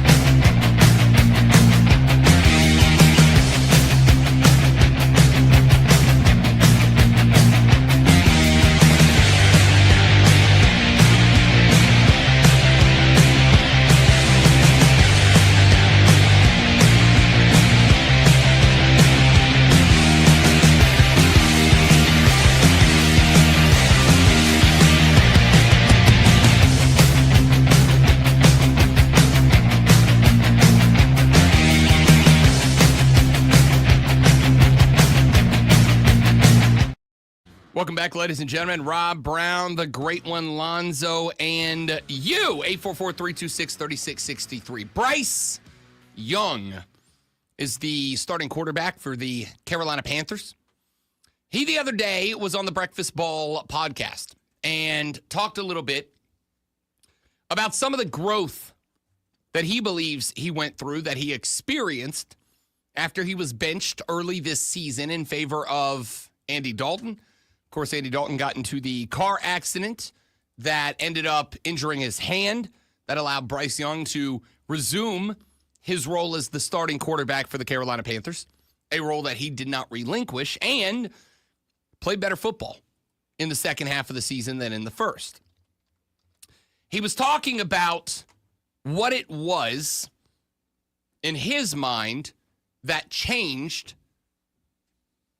during that period of being the backup quarterback. And there were 3 or 4 specific things that he mentioned that I also think coincide with what you saw taking place on the football field. One of the things that he said he believes he got better with, more comfortable with, whatever, was being vocal as a leader, talking, leading, being a guy who says, all right, fellas, we got to do more of this, less of this, got to have more urgency, need you to do this, handle this way, etc. There was, about midway through the season, a spot that Lonzo and I had some fun with, but I also think is kind of proof positive that what BY was saying here was the truth. There was a post-game locker room speech after one of the wins. There's not video of it, at least not that I have found yet. But there was apparently a post-game speech given by Bryce Young where Bryce got up in front of the locker room, got up in front of the fellas, and started yapping at him a little bit. Started talking, started leading. And it was, if I recall correctly, J.C. Horn, the former South Carolina Gamecock, that said that when Bryce got up there, he heard, quote, more cursing than I've heard out of Bryce in years gone by, A. And B, that he dropped his voice down a little bit to give the speech. And so and I had some fun with that because, you know, you've heard Bryce Young give his traditional day-to-day interviews, and he's got the delivery of a smaller football player. I think it's the most accurate way to put that. Or prepubescent teen. Okay, possibly. you don't have to be disrespectful. He's got a higher voice. I mean, some people do. He speaks like a smaller football player. But he got up there, and he dropped that voice down. And he said, boys, this is Bryce Young. And you're going to listen to every damn word I have to say. There were other guys who said the same thing. That in that moment, they felt like they saw a shift in the young man. Bryce Young said the same thing. He said, I felt better. I felt more confident about grabbing it. And I can see that being a challenge for a young quarterback, especially a quarterback coming out of a system like Nick Saban's, where the accountability is spread out across the entire platform. I have watched in person, up close and personal, Nick Saban absolutely rip quarterbacks for their play specifically. At Alabama, everybody's supposed to be a leader. It was A.J. McCarron and now I'm blanking on who it was, the center. But do you remember, Lonzo, the national championship game where Bama was up and it was like late third, early fourth quarter, and the center and the starting quarterback damn near got into a fist fight in the middle of an offensive drive because there was clearly a missed assignment, maybe a misunderstanding of the play that was called or whatever, but there was clearly some sort of miscommunication, and it was A.J. McCarron and I forget who the center was, but like they had to be split up by their teammates. And they talked about it in the postgame. They're like, yep, I mean, look, he's a leader, I'm a leader. He's supposed to lead, I'm supposed to lead. And sometimes leaders have different views on what's happening or how it should happen or whatever. And sometimes you got to have that conversation, and sometimes that conversation can be a little confrontational. That's kind of the Nick Saban way. That's kind of the way that Bama was run. And so for a guy to come out of that system and go to the NFL, where the Carolina Panthers maybe filled with a roster, not maybe, are filled with a roster of NFL vets, guys that have been in the league, guys that have the experience, whether it's good or bad. They've been in the show for a while. And here comes this, 21, 22-year-old kid, baby-faced out of college. Doesn't really have that deep leadership voice that other guys might have. And this guy's supposed to get in front of the locker room and command attention, command respect, command leadership. That's natural for some people. And for some people, it's not. That's natural for some guys. The ability to get in front of a room full of people and go, hey, and have everybody turn their head and go, oh, I got to hear what this guy's got to say. And it's not for a lot of other guys. And I'm not saying it's not natural for BY. I'm saying the dude doesn't really have a commanding physical presence. We all know that. That's not a crack. That's not a dig. He just doesn't. He ain't Josh Allen. Therefore, a guy like a Patrick Mahomes, in order for him to be able to command a locker room, he's got to have success. But there just wasn't a lot of that in Charlotte in BY's rookie year. In fact, it was quite the opposite. There was very little success, including for Bryce Young. And I don't care how bought into the franchise anybody says they are into a microphone before, during, or after a game. To have somebody come in and go, I'm the leader, I'm the guy, I'm him. They got to have something about them that you go, yeah, and I see why. Maybe it's commanding presence. Maybe it's riz, aura, whatever. You got to, and for most guys, more than anything else, it would be success. Real or perceived success. And while Bryce Young came in as a national championship winning quarterback, et cetera, he didn't have any success in the NFL. So for him to be able to take over that role of leader in that locker room, he had to have some.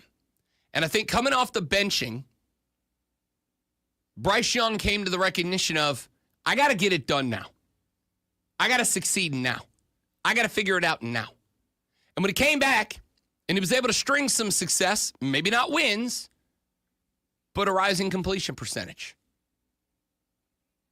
The highest accuracy rate in the National Football League in the second half of the season. Nobody threw more accurate passes than BY in the second half of the season. And once all of that started to compound, then he found his voice a little bit. Then he found his leadership a little bit. Then he found his ability a little bit to stand in front of that room and go, I'm Bryce Young. Listen to me. And have guys go, yeah, I'm gonna go with that. I'm all on board for that. And I think you saw that translate to better play on the football field. I think you saw that translate to some level of increased accountability by guys wearing silver caps out on the grass. I think you saw that translate into numbers.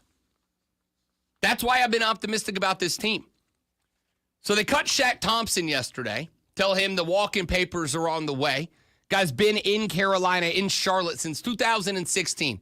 There were two guys still on the roster from that 2016 Super Bowl. Shaq Thompson was one. He's gone. And I was going around the message boards actually yesterday because that broke during the show.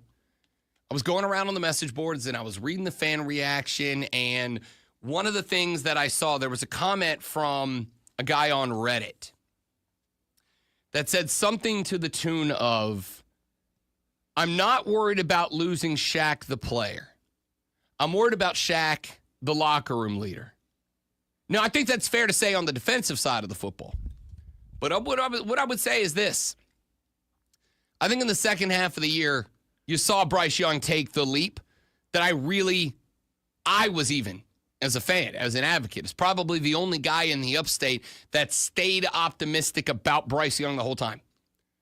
It was the one thing that I was curious to see if he could take that lead. Hey, don't sell yourself short. You might have been, those are bad words. You might have been the only one in like the entire country who was defending Bryce Young the way you were. There were a couple of the big talking head national guys. Not like you, though. Not many, but there were a couple of us going, this guy's got too much talent to believe he's a wash. The one thing I was concerned about is I don't know if the team around him doesn't get better, how BY can succeed. And if BY does not have success, and I'm not talking about wins and losses, I'm talking about completion percentage. I'm talking about yards per attempt. I'm talking about YPC, yards per completion. I'm just talking about metrics, numbers. Because while some people believe that success is measured in and only in wins and losses, to me, wins and losses are the final answer to an equation that's got a boatload of other numbers in it. Wins and losses are the total tally of an equation that's got a bunch of other stats thrown in there. And all the ones I just mentioned are included. I think the better those numbers look, the more likely it is that the W or the L, the solution to the equation, not the equation itself, is going to go in your favor. And so coming off the bench last year, after Andy Dalton went down, here's what I think happened. I think Andy Dalton took over the role. I think Andy Dalton, a guy who is qualified, a guy who has had success, a guy who has been in the league, so he has experience, a guy that understands at that point how to genuinely talk to NFL players as an experienced NFL player, was able to start to get the guys moving forward, to understanding what they needed to do to be successful within that program, how to make that program successful as individuals. And he got them all pointed in the right direction. And then once Bryce Young came in and everybody was on the same page, I think for the first time in probably 3 years, everybody's on the same page. Everybody's finally pointed in the right direction. And that allowed Bryce Young to have as much success as was possible in that moment. And then he did. He had that success. Second half of the season, as I've said a couple of times, Bryce Young had the number one number one accuracy percentage of any quarterback in the NFL. More accurate than anybody else in the NFL. Now, didn't have a deep ball threat. Didn't have a real true X at that point. Remember, Deontay had moved on, right? Didn't have a true wide receiver. You take a QB that has the highest accuracy rate in the NFL, and you stick him with a bona fide star X wide receiver, the numbers are going to show up. The wins are going to show up. That's a priority to me. Got to find that guy. And this is why I've leaned on. I want Carolina to draft linemen, then draft linebackers, and then let's go use all the salary cap money you're going to save by having a young line of scrimmage next year, and let's go find that number one. T. Higgins is off the board, but there's going to be some guys that go on to it. And if they do, you'll have the moves to make around him. BY was successful without an X, with Jalen Coker, with Xavier Legette as his best options, and 31-year-old Adam Thielen. They had success, and the more they did, the more Bryce Young felt confident in being that guy. The more Bryce Young felt confident in grabbing the attention of the locker room and going, here, and here's what we're doing, guys. Sorry, here's what we're doing. Here's how we're handling this. Here's how we're moving forward. And when he got to that level of comfort, I think you saw the rest of the team start to buy in. The loss they took in week, was it 14? I don't remember if it was Dante or JC, but one of those guys got in front of the mic, speaking for the defense, and said, we're bleeped off at ourselves right now. We're mad at ourselves right now because this man's out there giving us enough to win the games, and we let him down. This man's out there playing well enough to win games, and we didn't do our job. The accountability started to be focused on Bryce Young.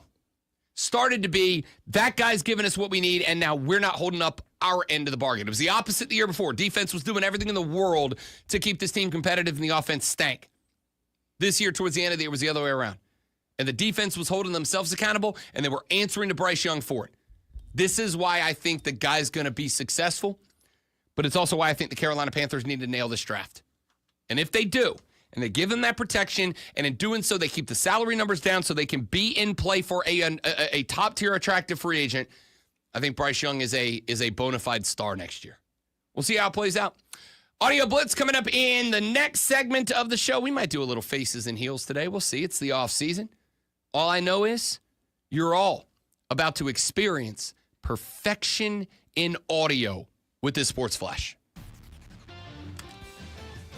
Speaking of the NFL draft, Penn State defensive end Abdul Carter has joined the list of NFL draft prospects who will not work out during the combine. Carter's agent Drew Rosenhaus said Carter is rehabbing a shoulder injury suffered in the quarterfinal win over Boise State.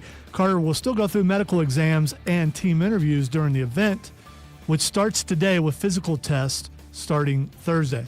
The AP Top 25 college basketball poll has dropped, and Auburn retains their stranglehold on the number one spot. The seventh week of on top of the list, the Tigers were a consensus number one, earning all 60 votes. Duke comes in at number 2, followed by Florida, Houston, and Tennessee in the top 5, while Alabama fell to number 6. Clemson jumped up to 13. Tune in tomorrow at 6:30 as the Furman Paladins take on the Citadel Bulldogs. It's Furman versus Citadel, right here on your home for Furman Paladins basketball. The Fan, Upstate.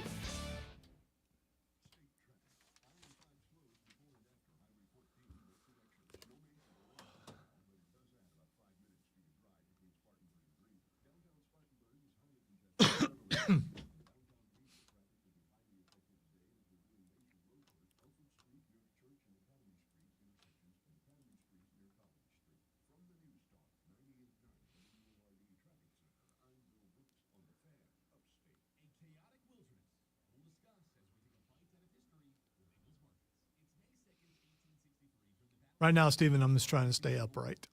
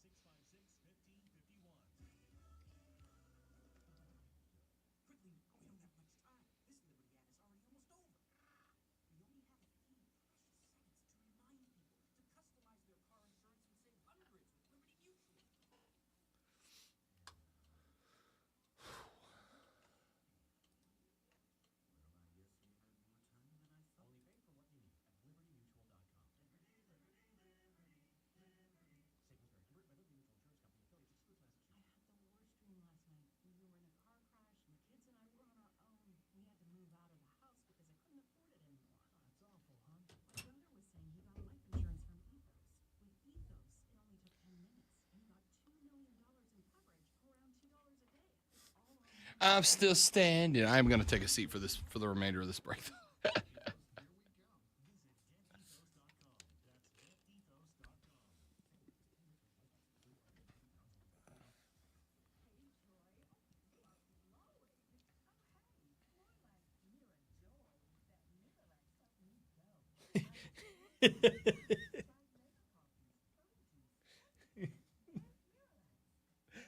More like Mega Joe. Joey, that Miralax helped me go.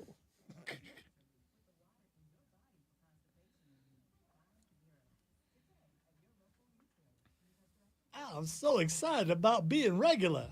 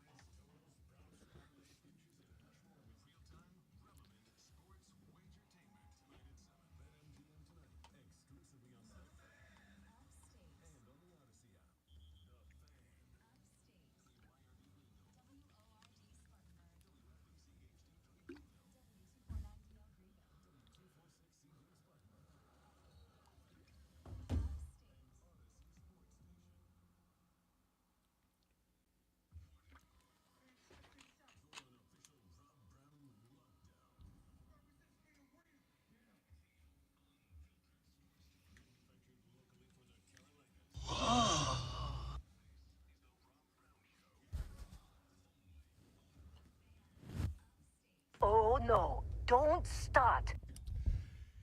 Here we go, hour number 3 of the Rob Brown Show on the Fan Upstate. Rob Brown, the great one, Lonzo, and you.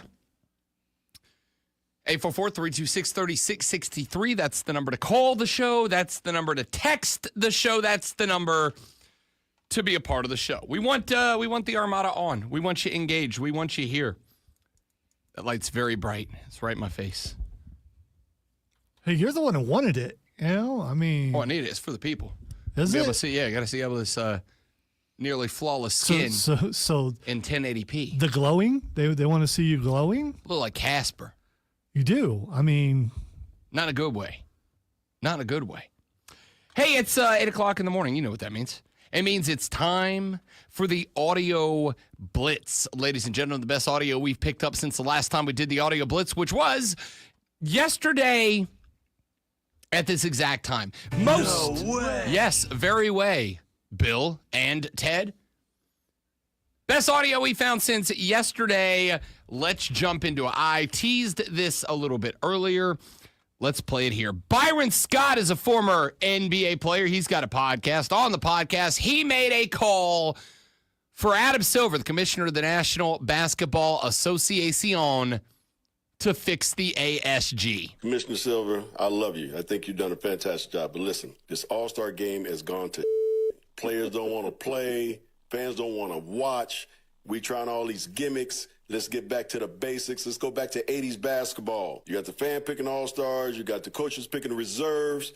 They go out there, they play hard. Guys don't want to play, find their ass. That's what we got to get back to. And you know what? Go back to the old rules, too. Because I'm telling you, players will adjust, okay? But all this gimmick and all this other bullshit is 3 hours of watching TV with 40 minutes of basketball. Too much. People want to watch the guys play against the best in the world. Let them play against the best in the world, but bring it back to the old days. Get rid of all this analytical and let's play basketball again. Genuine question. If we went to an all-star games, though, that was just a game. It's just a game. It was just 40 minutes of basketball. It was 4 quarters. It was just a game. Or 48 minutes of basketball, 4 quarters. It was 2... 10, 11-man rosters, East and West, North and South, however we want to divide it up, geographically, divisionally, whatever. If we just had an all-star game and we just said, it's a basketball game, we're not asking for anything special out of you, we're not asking you to do anything other than what you do as a job, go out there and play and try to win this game. Do you think that the new generation of players would take that seriously? Do you think it is? Because I get the impression, I don't mean to speak on his behalf, but I get the impression Byron Scott is effectively saying the more gimmicks you add into it, the less the players have a reason to take it seriously. So if it was 4 12-minute quarters, go do what you do every other night of the year, do you think that would be enough to get the players to take it seriously? You know, Rob, back in my day, that's how it used to be. And it was an honor to get picked as an All-Star. It was an honor to go play in that game. And did they play a lot of defense? They played some. But I remember when Kobe Bryant played in his very first All-Star game, and how Michael Jordan embarrassed him by ripping off his pants. The tearaway pants as he started to walk out. I remember that. It was a great game, and people were excited to watch it. Do I think today's players would be okay with it? Yeah, absolutely, I do. And I agree with everything that he said. And if they don't want to do it when they're selected, fine them. And once you find someone and start taking money away from them, suddenly they take it seriously. And they start playing hard, and it goes back to what it used to be back in a long time ago, back in the 80s and 90s. So the whole if they don't want to play or they're not going to play hard or whatever, fine them. And I get it. But on the flip side, it's like, can you really find somebody? Yeah, you can, because as you've mentioned many times, money is the thing that people care about the most. I don't disagree, but I'm saying because at some point a players union is going to go, you can't fine us. You can't take away money for not participating in something that is not just an elective, but is also a major risk of catastrophic injury long term, right? Like, you can't fine me for not participating in something that is optional. If the boss sends out an invite for all of us to come to a corporate bowling party one day, and he goes, hey, if you want to be there, be there. If you don't, you don't. But if you're not, you're catching a fine for it. Well, then it's not optional anymore. It's a mandatory aspect of this season, of being there. Here's what I'd say. I am good with that. Great one. If and only if the NBA is willing to make an assurance that if you are catastrophically injured in the All-Star game, the salary for whatever amount of time you miss, guaranteed, fully guaranteed the rest of the ride. If you get banged up and you're out for that year and the next year, your salary, whatever your contract model had you getting paid, you're guaranteed that from the NBA. Now I can go justify playing in this thing. But if you're not going to do that, even though I actually kind of agree that if you just make it a basketball game, you put a little something on the line, and you make it a basketball game, you're more likely to get the game. It's hard for me to think that SGA is taking the game seriously. So what you're saying is it can't be fixed. Because they're not going to do that. That thing that you're saying, they're not going to do that. So you're saying the game cannot be fixed.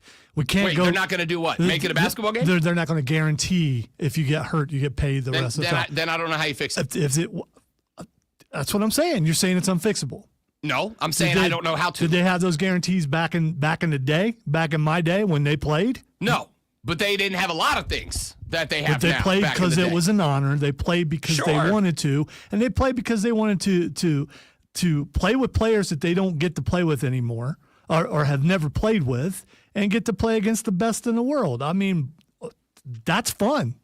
I don't disagree with any of that. None of that's wrong, but that doesn't fix now. That doesn't change now. Guys don't feel that way anymore. So how do you get them invested if they don't feel that way anymore? That's what I'm saying. But how do we know they don't feel that way anymore? Because if they did, they'd play, and they'd play hard. But they don't. If they played that way, then I'd go, okay, they feel that way. But they clearly don't. So the reality here is, outside of being able to make some guarantees that if something goes wrong, you're not gonna lose money on it. I don't think you can say, I need you to put tens, if not hundreds of millions of dollars on the line for my entertainment, but we're not going to guarantee you anything if something goes wrong. Of course they're not going to play hard. So then just cancel it. I mean, because then it can't be fixed. And you continue to try to come up with other gimmicks that aren't working. I don't know. It's okay. Sometimes things don't work anymore. And when things don't work anymore, you go in a different direction. If it still doesn't work, you just eliminate it. You just do that. I don't know how to fix it is not the same as it can't be fixed. Those are two different things. I don't know how to fix something. I don't know how to fix the brakes on my car. That doesn't mean they can't be fixed. Somebody out there knows how to do it. It just ain't me. There's a difference. You can watch a YouTube video. You can figure it out. I do that a lot. All right. Giannis Antetokounmpo was one of my favorite people in the National Basketball Association. He had an issue with officiating the other night. Well, I'll let Giannis speak for himself. How much does it cost if I say something, a comment about the ref? Is it $20,000? It's a lot of money, so I should not do it. I save my money. I got to pay for diapers. Love this guy. You know why? Because he just made a comment on the officiating in that game without making a comment on the officiating in the game. Did he get fined anyway? Not that I'm aware of. Not yet. Okay. All right. Not yet. What are you going to fine him for? He very simply said, hey, if I make a comment about the refs, how much does it cost me? $20,000? That's too much. I got to pay for diapers. I can't do that. That is the comment, but he didn't make a comment. I think it's brilliant. I don't know. It was implied. It's brilliant. I mean, I understand it was implied, but it wasn't said. Implying a thing ain't the same as saying the thing. I don't think you can fine him for that. The name referee came out of his mouth. He very simply said, how much does it cost to make a comment about the refs? $20,000? Oh, okay, that's not worth it. That's walking up to the Disney park booth and going, how much is a ticket? And they go, it's $100, and going, yeah, I don't have that. I'm not paying to go in the park. You've made a statement without doing a damn thing. I like it. I like it. All right. Let's keep going. Hey, speaking of the NBA, let's stay there for just a minute. Nikola Jokic, 19 assists. Career high. He has now got more 15-plus assist games than any non-guard in the history of the National Basketball Association. That's pretty good. Here's what his head coach, Michael Malone, had to say about him. If you're a player that, has no weakness, I mean, there is not one chink in that armor. The guy is just an amazing, complete basketball player. And I think the most remarkable thing is not just the 19 assists, but the satisfaction and joy that Nikola gets from making his teammates better. I mean, he'd be happy getting 19 assists, no points, and us winning than any other superstar that I've ever come across. And that speaks to who he is. He's a humble person and understands that this whole thing is always much bigger than the individual. It's the collective. But, 19. Another, what is that, a Sombor double? Is that what they call it? 18, 19, and 9. He's got to lead the universe in those the last 10 years. But he's just an incredible player, and what a luxury to have when you can just play through him down the stretch of a close game, and you know something good is going to happen each and every time. I mean, you had all that. You had all that. You want to talk about an old school player? You want to talk about a dude that if you're an old head basketball fan who's been complaining about the NBA for years, you better be watching this guy. You better be in on this cat because he's very good. Speaking of the basketball world, Rick Pitino, talked a little bit about him yesterday. He put out, he didn't put out, St. John's University, the team he coaches, put out, they have a YouTube project called Red Storm Rising. It is basically a in-season documentary about the basketball team that has been surrounding Rick Pitino and his running of this team. Played a clip for you yesterday from Rick Pitino in the locker room talking to the fellas during a halftime deficit of a game. And I loved it. I'm like, that's a guy I'd go send my kid to play for, right? Off the court decisions notwithstanding, that's the type of coach. Maybe not Rick Pitino, but that's the type of coach I'm looking for. Pitino was on the Pardon My Take podcast. It's a Barstool Sports podcast. And Big Cat asked him about coaching in the NIL world. How do you feel with the NIL and transfer portal? Because it's funny, you've gone the reverse of some of your contemporaries, where like Coach K is retired, Tony Bennett, like you mentioned, Boeheim, Roy Williams. A lot of these guys feel like they've gotten out because of the transfer portal and NIL and having to play a different game. You've kind of almost run into the fire and been like, I'm ready for it. I'm ready. I like it because I spent 10 years in the pros. And to me, it's almost a carbon copy of the EuroLeague. The EuroLeague, if you sign a player for 2 years, that's a long time.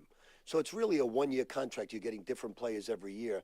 And that's the way it's with us. Now, fortunately for us, we haven't lost our freshmen yet. Our freshmen have come back. So this year we're not even looking at a high school basketball player. We're losing Aaron Scott, Kadari Richmond, and Davon Smith. So we're looking for 3 transfer guys. And I like it. I don't get involved in the financial negotiations of any of that. But if we need more money, I'll call our guy Mike Rapoli and say we need more money. Yes, he's ready to go. Wait, so you're not even looking at any college or high school? No, not this year. So if a 5-star high school kid calls you up and is like, hey, no, you're not looking for, but I want to come to St. John's. I probably wouldn't take him because I don't think you can win and win big with high school kids. Said if he had an opportunity to have a conversation with a 5-star recruit, he probably wouldn't take him because he doesn't believe that you can win with high school kids. Rick Pitino's only going to have 3 roster spots, 3 scholarships come open in the offseason. Said, I'm going to go get 3 guys out of the portal, not a single high school kid to be taken. See, all I heard in that thing is, hey, if I need more money, I got a guy. I mean, must be nice to have a guy, right? Must be nice to have a guy. Everybody should have a guy. You got to get a guy. If you got a guy that knows a guy or is a guy, and you can call that guy and go, hey, guy, I need some help here. Sometimes must be nice. Some strings attached, though. I mean, again, run your program. You get caught doing something, you get caught doing something. Run your program. I don't really have an issue with Rick Pitino saying I'm not taking a high school kid. It's his choice. If he's going to go 3 guys out of the portal, that just means there's 3 spots somewhere else that those kids can try to go play, right? Like, okay. So a lot of people are real mad about that. They're like, oh, you're taking opportunities away from high school kids. No, you're not. It's the same number of roster spots that are going to be open somewhere.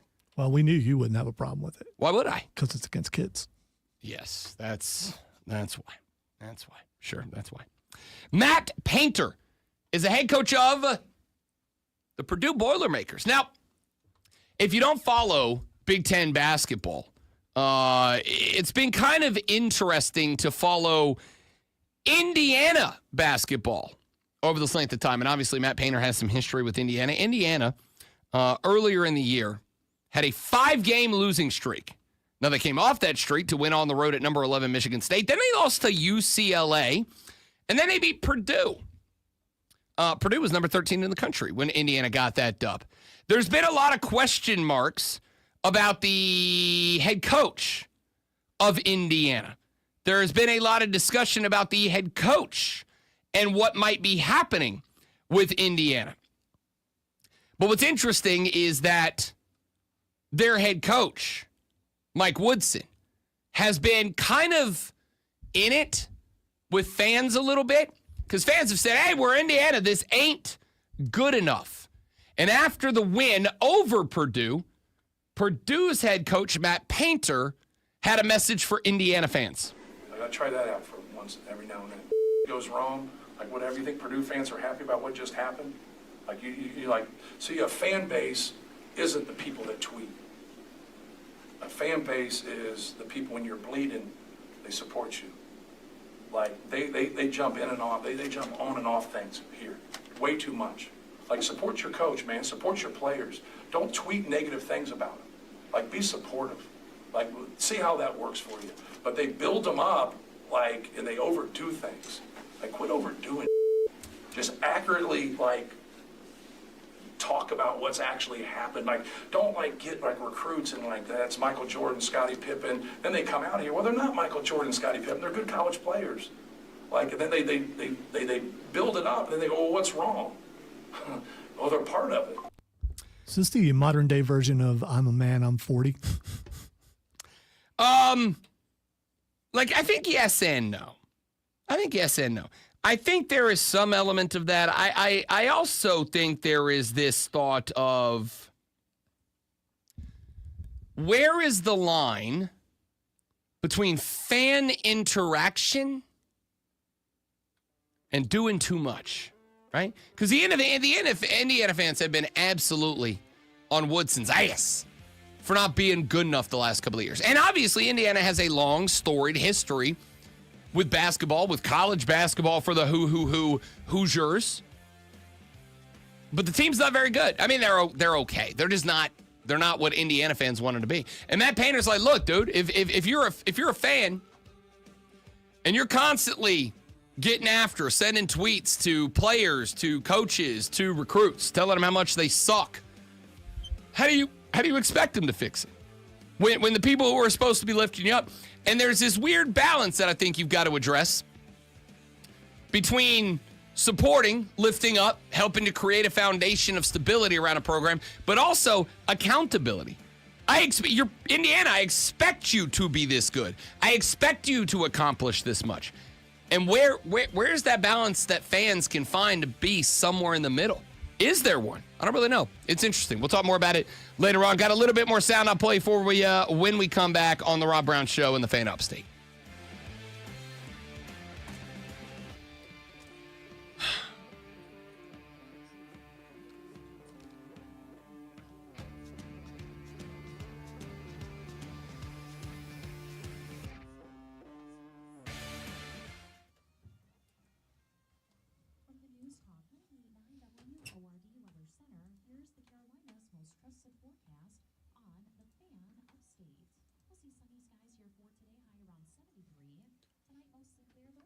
Let's try and look that up, Kevin. I haven't seen too many. I found, I think it was 2012, Kobe Bryant had his nose broke and then just kept on playing. But I did it Dwayne Wade.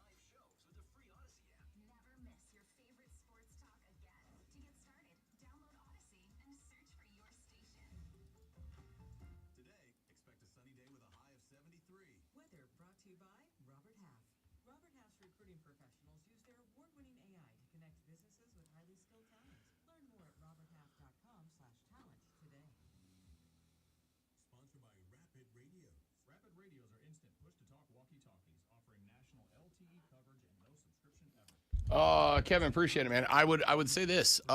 When is I don't know the answer. Let's start with that. I don't know what the answer We've is. had this discussion. I already looked it up, and I couldn't find any. Yeah, I other don't know than what the Kobe answer is. Bryant getting his nose broke in 2013 and continued to play.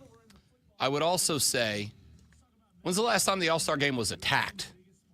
Honestly, like, when's the last time the All-Star game was attacked? Like, players went out there and busted it to win that All-Star game. Well, that would have been 2012, 2013, whichever it was. Yeah. So it's been a little while.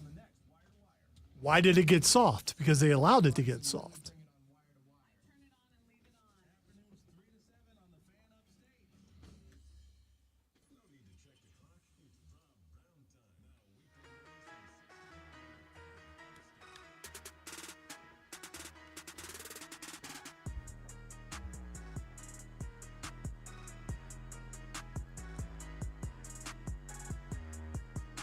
The Rob Brown Show continues. The Fan Upstate taking a run up and down the audio blitz. Some of the best audio we have picked up since the last time we did the audio blitz. Got a few more clips I want to get for you here. Let's go with this one. Colin Cowherd was on Rachel Nichols' podcast, and they had kind of an interesting discussion about the continued fallout between the Dallas Mavericks, the LA Lakers, the Dallas fans, and, well, the Dallas Mavericks, including how in just a couple of weeks, when the LA Lakers make their way down to the Big D, and I do mean Dallas, to take on the Mavs at home, something that Cowherd says, and I've seen this report floating around in a couple of places, that the Mavericks might not allow fans wearing Luka jerseys into the arena. So tomorrow, Lakers play Dallas. Yes. I saw a story where they won't let Luka jerseys in the building in Dallas. Are you surprised the anger? Now, Dallas is playing pretty well. Yes. So that really has helped the situation. But are you surprised by the outrage of it? No, I mean, look, this game tomorrow is going to be here in Los Angeles. And the big question there is Nico Harrison going to sit visibly in the stands in a way that Luka can see him? Because that's really the back and forth that we expect possibly tomorrow. Because Luka, when he gets amped, and we've seen him start swearing at fans or kind of pick a guy out and play. But people are still so angry in Dallas that later this spring, when Luka comes to Dallas, I am so fascinated at who they're going to root for. At that point, Dallas is going to really be trying to make a run into the playoffs. I don't know what's going to happen because none of this has simmered down. None of it. If you talk to people in Texas, they are just as angry as they were when this first happened. I love a little drama, man. I love a little drama, and there's plenty of it here. I don't know what that looks like. What I do know is that if the Dallas Mavericks I think it's like March 20th, 22nd, somewhere in that range, when LA comes to the Big D.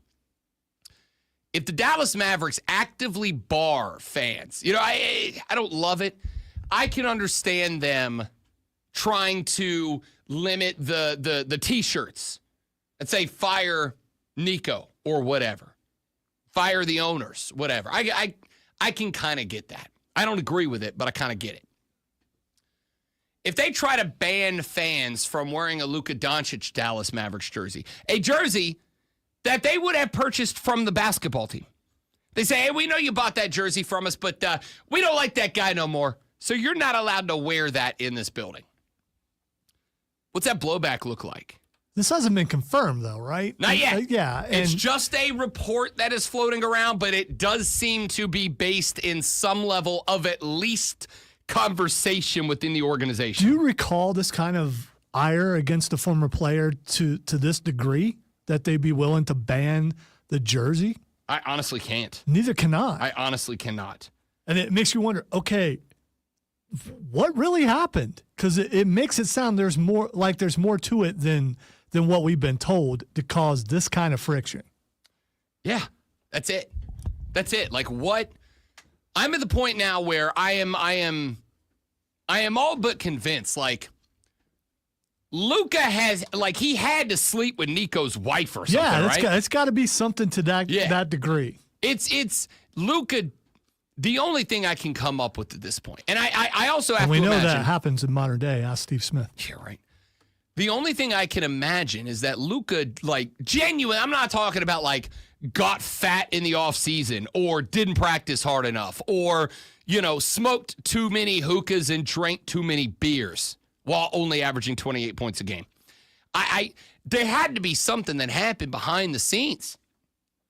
And the only issue I have there is the Mavs have had no problem letting it circulate that they didn't like Luka's training mentality. They didn't like his failing to stay in shape. They didn't like his drinking brewskis and smoking hookahs. And they're fine with all that going out. But whatever it is that really, I genuinely just think Nico looked and said, I don't want this cat here anymore. And I don't know what the reason is. Again, if it's because he just didn't work hard enough for you, I'm like, I don't know, man. I'd take a guy who was lazy but turned it. If I came in here every day and I half-assed the show, but I also turned in a 9 in the ratings book and had the most listened to show in the building, I'd be allowed to half-ass the show. You would. You absolutely would. I would, right? Like if I was working down at the car dealership and I was half-assing my sales job, but I was pushing 50 cars out of the building a month, pretty sure the boss would be like, yeah, go play golf, I guess. Have a good time, right? 28 points a game. Like, there's something else below the surface here, and we just haven't heard what it is yet. Or Nico really just is that bad at his job. At the same time, we have complained about when a player leaves a team and the team comes back and they have a package for them on the board of appreciation. You think they're doing that? No, I don't. I don't think they are at all. Maybe. Oh, wouldn't it be great if they just showed a bunch of turnovers and missed shots? I got to tell you, I kind of want them to just go full heel and do that would be great. Just go full heel and do that. Just show all the show us his tribute video, the end of the NBA Finals where he walks off without a ring. Show that. I'm interested. All right, Trevor Lawrence was on the Kay Adams show. She asked him about the rumors circulating that TL16 was being sought after, courted perhaps, by the Pittsburgh Steelers. There were these rumors and reports last week that you're trying to just decide between Huggies and Pampers, and then the internet decides that the Steelers wanted to trade for you. What did you think of that? That's funny. I didn't really see anything. My agent texted me and was like, "Hey, this is a." And then of course I saw it after. He texted me and said, "Hey, this is a report that's out there. I don't think there's anything to it, but I'll check into it." So I saw it, and it's funny though.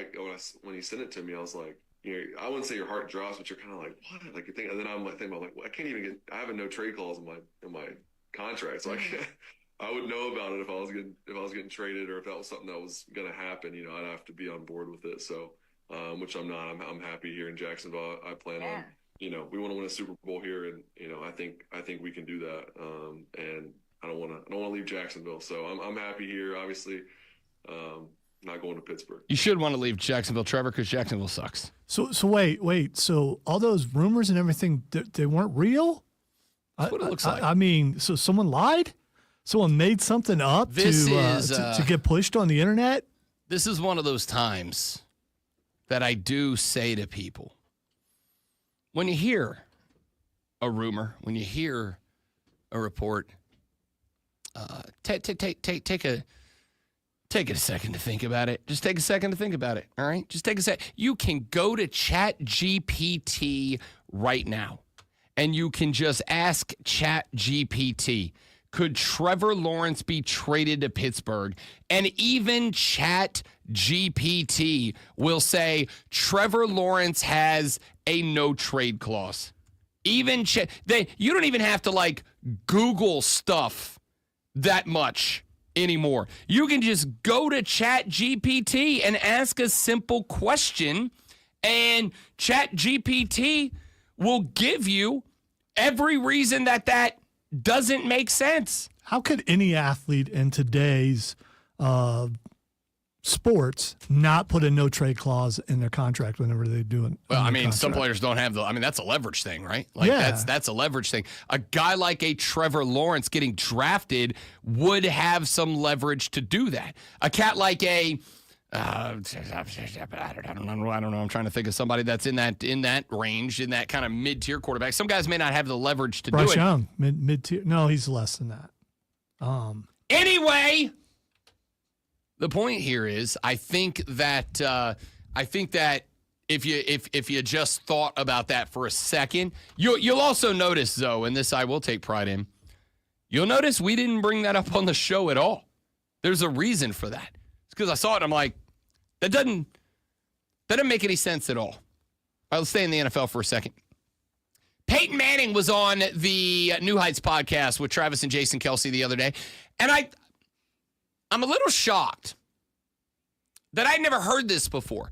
But Jason Kelsey, obviously a longtime NFL center, asked about that clip of Peyton Manning and Jeff Saturday. You know the one I'm talking about, where Peyton is screaming at Jeff Saturday. He's like, shut up and let me call the plays, right? And I've never heard Peyton give his side of what happened there, how that went down.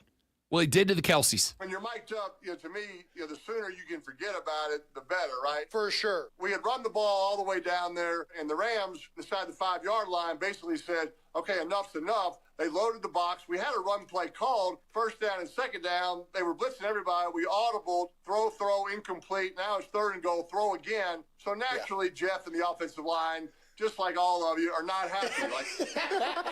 So we sit on our separate sides of the bench, but I can hear them talking. I can hear them, why are we throwing it? Just run the rock. And I kind of let it breathe. And finally I just snapped. And I go down there, I'm all fired up. Then I realize, Travis, I mean, I am in enemy territory. The entire offensive line ready to, support their center and come right at me. I'm like, okay, let me kind of back off of this. I've never heard that before. Peyton was like, I got down there, I got in his face, and then I realized I'm just standing in front of the whole offensive line. The quarterback will have an offensive line go to war for him. A good offensive line will go to war for their quarterback, right? We'll get into a straight-up 5-on-5 UFC-style brawl for their quarterback. However, they will do the same for their brothers, for their comrades, for their big boys in the trenches. They will go to war for each other. And while the quarterback is protected by the OL, he ain't one of them. You are protected by us. You are not one of us. There's only one real unit in football, and it's the offensive line. Well, that's an offensive line thing to say. Yes, it is. The D linemen disagree with you. Yeah, they interchange. They go in and out. The offensive line, they're in there for the entire game. I will say there is definitely a special bond amongst the O linemen, without a doubt. There's nothing really like uber compelling about that story. It's just I had never heard Pepe talk about it. I've never heard him get into it and say, like, this is why I said what I said. This is the reaction. Like, I never heard that before. It was kind of interesting. All right, let's take a break. We'll be back here in just a minute on the Rob Brown Show on the Fan Upstate. Why does Peyton sound like Jimmy Jr.? That's a very good reference, and I don't have an answer for it. Also, I just realized when I sit down in that mic setup, I look like the Bryce Younger radio host. That's mean. I regret saying that. Or Cole Bryson. Wow. Wow. Hey, I mean, you can't do anything about your height. It is what it is, I suppose.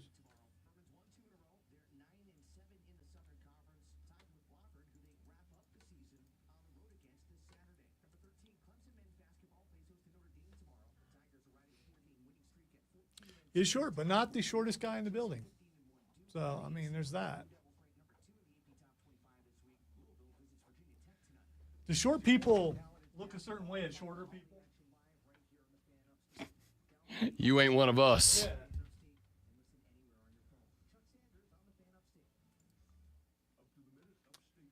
All right, give me 30 seconds, guys. Be right back.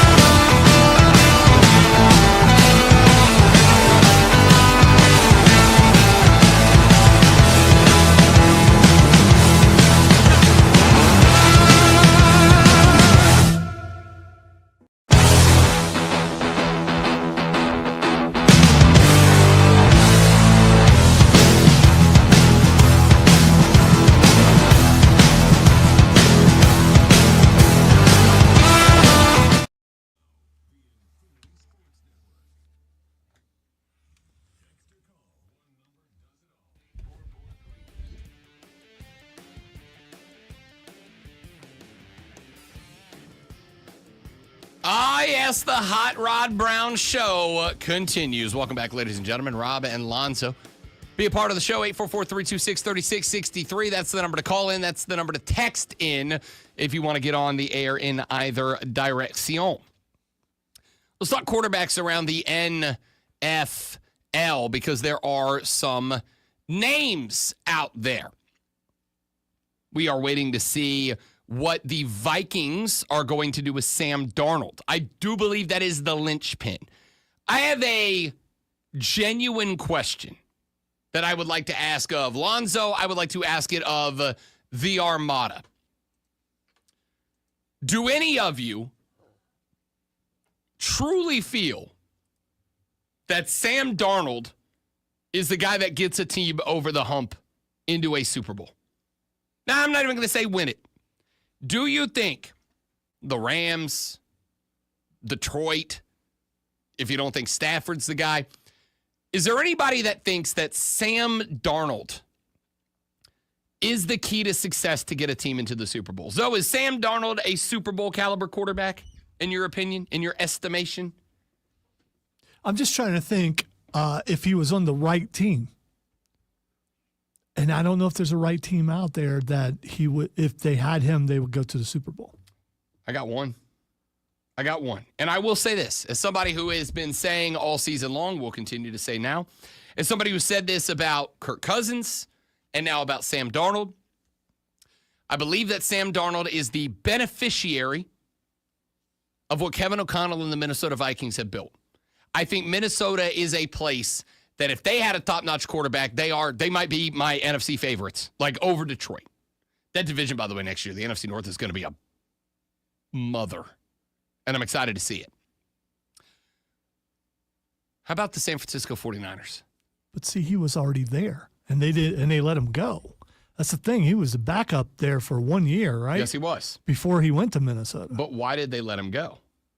Because they bought all in on this myth that Brock Purdy is a Super Bowl quarterback. They bought all in on this myth that Brock Purdy's the guy. And Brock Purdy showed you this year, again, that if he doesn't have his full complement of guys, he can't get you there. Here's the thing. I think Sam Darnold is just a slightly better Brock Purdy. But see, here's the thing. Brock Purdy got that team real close. Like sniffed a Lombardi, right? Sniffed a Lombardi. I think Sam Darnold's just a little bit better than Brock Purdy. I still don't get the give Brock Purdy $100 million camp. Doesn't make any sense to me. I think Sam Darnold is the recipient of playing in a very good Kevin O'Connell offense with a very good set of skill position players built around him. Maybe the best set of skill position players in the NFL outside of San Francisco when they're fully healthy. But San Francisco's losing Debo. To me, Debo was the engine that drove that Ferrari. We got to see what happens with Sam Darnold because there's been all this conversation about Minnesota. The belief is J.J. McCarthy steps into his starting role next year. I'm not sold. I'm not sold on J.J. McCarthy, though I do have to say, for the sake of accountability, because accountability matters to me in this industry, and I don't think enough people have it. I was also wrong about Drake May. I was very wrong about Captain Checkdown Bo Nix. So, Matt, I might have just had a total misread on this quarterback class because Drake May looks good. Bo Nix looked very good. I was wrong about those. Could I be wrong about J.J. McCarthy? Could J.J. McCarthy join Bo Nix, join Drake May in the, okay, I know ball, but like maybe I goofed up category? I think, honestly, it is very, very possible that that is the case, that I may have just misread this entire quarterbacking class. I don't know how I feel about J.J. McCarthy. I will say if J.J. McCarthy thrives in that offense, for the first year, I will 100% say he's benefiting from Kevin O'Connell. He's benefiting from those receivers, just like Kirk Cousins did before he got shipped off to Atlanta, and just like Sam Darnold did until he had to put together multiple good games against multiple good defenses, and he fell apart down the stretch. Talked himself into and then right back out of the $100 million contract club. I'm not sold. So Darnold to me is the linchpin. Once we kind of get an idea of where he's going. I think next up, I think Aaron Rodgers is next up. 40 years old. Does he want to come back? Here's the thing. I'm not an Aaron Rodgers fan. I'm not an Aaron Rodgers fan No. I know. No. Shocking. I'm not an Aaron Rodgers fan off the field. I'm not an Aaron Rodgers fan, frankly, at 40 on the field. Aaron Rodgers was one of the best I ever watched play when he was in his prime. He is not in his prime. Okay? He's just not. And so the question mark here is there a landing spot for him? I've got one. Great one. The LA Rams. If they decide that they are moving on, and you go, why in the world would they be moving on from a guy who's taken them places? I have an answer for you. They would be moving on from Matt Stafford for one reason and one reason alone. His wife. His wife. If you have not been following the story, we've played a couple of clips. His wife has a podcast, and I'm not saying this is bad. I'm not saying she should stop. It ain't my business. It's her and Matty Ice Ice Baby's business and nobody else. But the last couple of weeks, his wife has jumped on a microphone on her little podcast and has really made life difficult for the Rams, really made life difficult for the for Matt, for her husband. After the trade or release of Cooper Kupp, she grabbed a mic. And she was like, look, we want to win. We want to play here. But if they're going to make it impossible for us to win. And for the record, she's not wrong. She ain't wrong. Cooper Kupp was still a major cog in that machine. So you don't think that possibly she may be the voice of some of Matt Stafford's concerns? If that is true. Because people go home and they talk to their spouse. That's what they do. I agree. But if that is the case, then yeah, that's a problem. If Matt Stafford doesn't feel he can go to Sean McVay, go to the GM, go to the owner and go, guys, what are we doing here? What are we doing? I'm sure he probably did say, hey, we got to keep this guy. We got to keep this guy. And they probably told him, hey, listen, this is a business and it's just how things go. If that is the case, then we still have a problem, don't we? Like if your response, if you go to the team, and you say, hey, I got a problem. We got this. We need to keep this guy, or we need to do this or move that or whatever. And the team goes, hey, Matt, appreciate all you've done. Respectfully, nah, we're still going to do the thing. It is their prerogative to do the thing. It is their prerogative to run the team the way that they want to run the team. I got no issue with that. But if they're going to do it that way, if they're going to handle it that way, if they're going to run the team that way, and he's got a problem with it, which is fine if he does, and he goes and they say, we're doing it anyway, then Matt Stafford's got two options. Option one is he goes, I don't like it, but I like being here and you're paying me a lot of money, so I'm going to shut up now. Or he goes and he complains to his wife, and he's totally fine with letting his wife go out there and make these podcast episodes where she throws the team under the bus. That's still not a good look. So now I'm wondering if Stafford's on the outs in L.A. And here's why. Sean McVay damn near retired 2 years ago at what, 31 years of age? He was ready to walk away. Got to bring him out. I'm good. I'm done. Bye-bye. But they decided to talk him into coming back. How did they talk Sean McVay into sticking around? They said, we're not going to ask you to rebuild the Rams. We're not going to ask you to stick around through a rebuild. We're going to build you a team that we believe and you believe can win now. Sean McVay, I do not think, is going to be a head coach that's going to be chill with the rebuild, right? He's not a coach that I think is going to go, all right, we had a good run. The window's shut. We're going to have to reboot. I think when it's reboot time for the Rams, they're going to be rebooting with a new head coach too. Sean McVay's already come close to walking away once. I would not be shocked if Sean McVay decides that he is going to walk away again when it's rebuild time. I just don't know how many options the Rams have. The Rams have the option of go get Sam Darnold, which is also, honestly, not a bad play. Go get Sam Darnold, plug him in, let him be that guy. If you're moving on from Stafford, which I'm not convinced they are, but I'm kind of running out of reasons to believe that they're not. You go get Sam Darnold out of Minnesota. You're going to have to compensate them for that. There's not a lot of compensation to go around with the LA Rams right now. Option number 2, you go get Aaron Rodgers. You put Aaron Rodgers into the Sean McVay offense. That's an offense that the step from Matt Stafford to Aaron Rodgers, honestly, it ain't that big of a step, right? Like, we know Rodgers ain't what Rodgers used to be. We know Rodgers ain't moving around like Rodgers used to move around. He ain't got the same slippery that he used to have. But he's a hell of a lot closer to Matt Stafford than he is Lamar Jackson, right? You don't have to change that much. I think that's a possible landing spot for Aaron Rodgers. By the way, Joey B said, or Rodgers could complete his Brett Favre career arc and go to Minnesota. Honestly, not a bad landing spot if they decide J.J. McCarthy's not the guy, but I can't imagine that the Vikings don't feel invested in J.J. McCarthy. Yeah, but you're only getting Aaron Rodgers for 1 year probably, and then he's done. And in order to, I mean, everyone wants to see this happen. Who doesn't want to see this happen? I mean, if nothing else for the memes. Yeah, I think you could go there and win too. I mean, because if you can win with Sam Darnold, you should be able to win with Aaron Rodgers. I've said a couple of times, I think the Vikings, I think if I was quarterback in the NFL, the Vikings is exactly where I'd want to end up. That's exactly where I'd want to end up because they have now shown with back-to-back QBs, you can be an average quarterback and succeed here. I just saw Mel Kiper. His hair's finally thinning.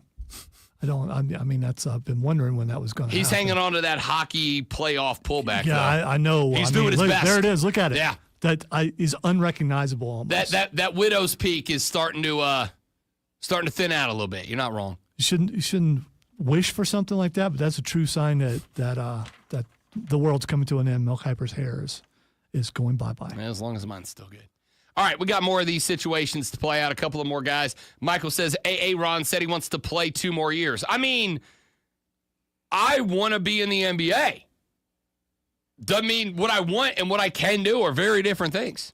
All right, we'll talk more NFL quarterbacks later on in the show. Got a little bit more sound to run by you. We got an hour left to go. We're going to have some fun with it. You're all going to have fun right now when you sit down, when you get enlightened, educated, energized by Alonzo's Sports Flash. You're at least a G League quality player for sure. I'll take that. Okay. All right. I got it. I'll turn your mic off. You may leave now. Thank you. The tush push is on the chopping block as an unidentified team reported to be the Green Bay Packers proposed a rule to ban the play, according to NFL VP of Football Operations Troy Vincent. Vincent did not identify the team, but if the proposal is accepted for a vote, 24 of 32 teams would have to vote for it to pass during the owners' meeting next month. The play has been examined by the NFL in the past, but no action has yet to be taken. Denver Nuggets center Nikola Jokic set a career record with 19 assists and a 125-116 win over Indiana last night. According to ESPN, Denver's win was Jokic's 28th career game with at least 15 assists. Make sure you tune in tomorrow night as the Furman Paladins take on the Citadel Bulldogs right here on The Fan Upstate.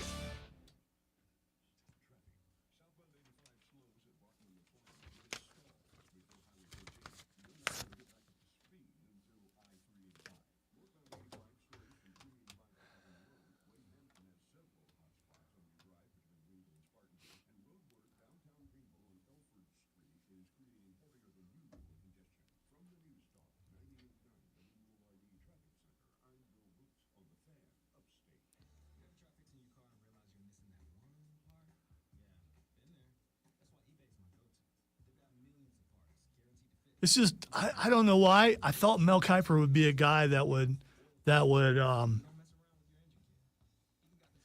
go the way of Joe Biden or some other really famous people who are going bald and then suddenly they have a full head of hair. I mean, thought he would have went Bosley or something like that.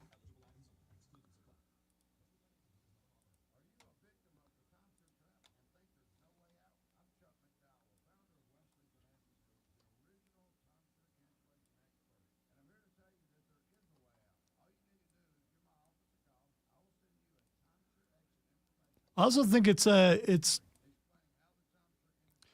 bridge almost every man has to cross eventually. What will you do when it's all gone? I mean, I know my hair's receding, has been for a while.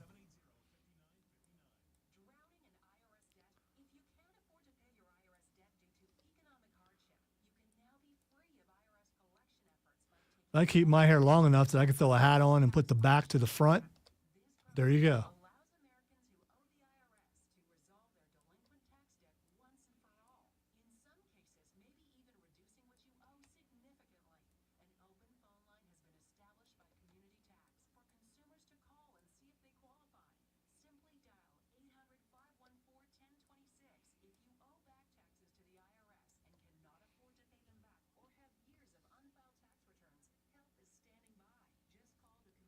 Yeah, remember when LeBron suddenly had hair again and then everyone started criticizing it?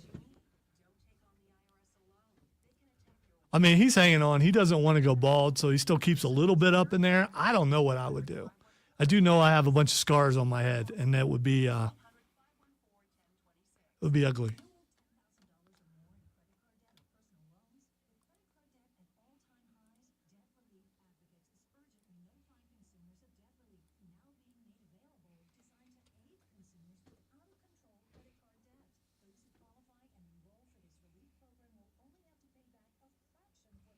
And I guess I mean, your hair as a guy is your youth to some degree. And you feel like when it's gone, then that's proof that you're old, even though there are some people go bald by the time they're 20. Some people have really good hair their whole life. True. But as I was saying while you're out of the room, I think every guy thinks about what they'll do when their hair starts going.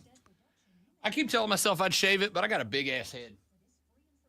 I don't know if it'll work. I don't think I'd look good bald. But I don't know what the other option would be, you know? Like, I also don't want to be that guy that's like, oh, that guy's hanging on for dear life. Well, we got a couple guys around here look good bald. Our boss looks good bald. Bill Frady. That's what I'm saying. I can't picture Bill Frady with hair. I mean, so there are some people it works, but I don't know. My hair onto Bill Frady. You got Photoshop. You can make that work. That's what I'm saying.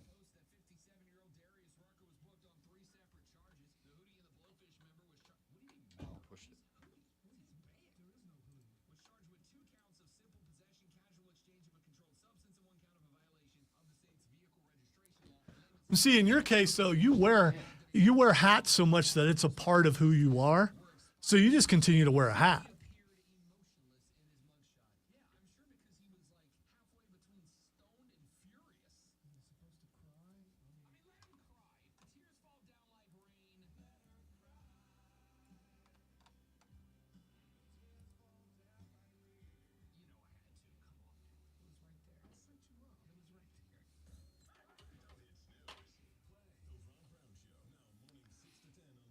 So does this get boring for you after a while? Not at all. Okay. Because I'm getting better. So with as bad as you're doing, as many times as you've I missed, just rolled all the way under your desk. which was my concern if you were, not only to do that, so this is a putt-putt ball, man. That's just a pink golf ball. Looks like a putt-putt ball. The ones I play with are yellow. You play with yellow balls?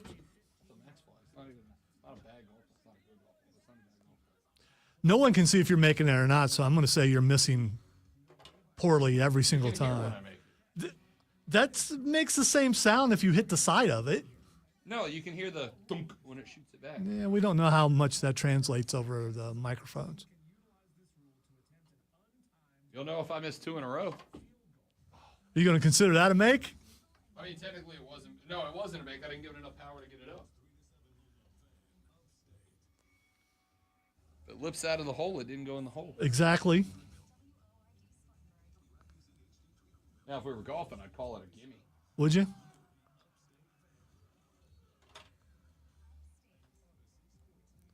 I must say you have improved this morning to where you're. Well, once I found the break in the floor, because there absolutely is a break. Once I found the break. He says as he misses. Okay, I hit the side.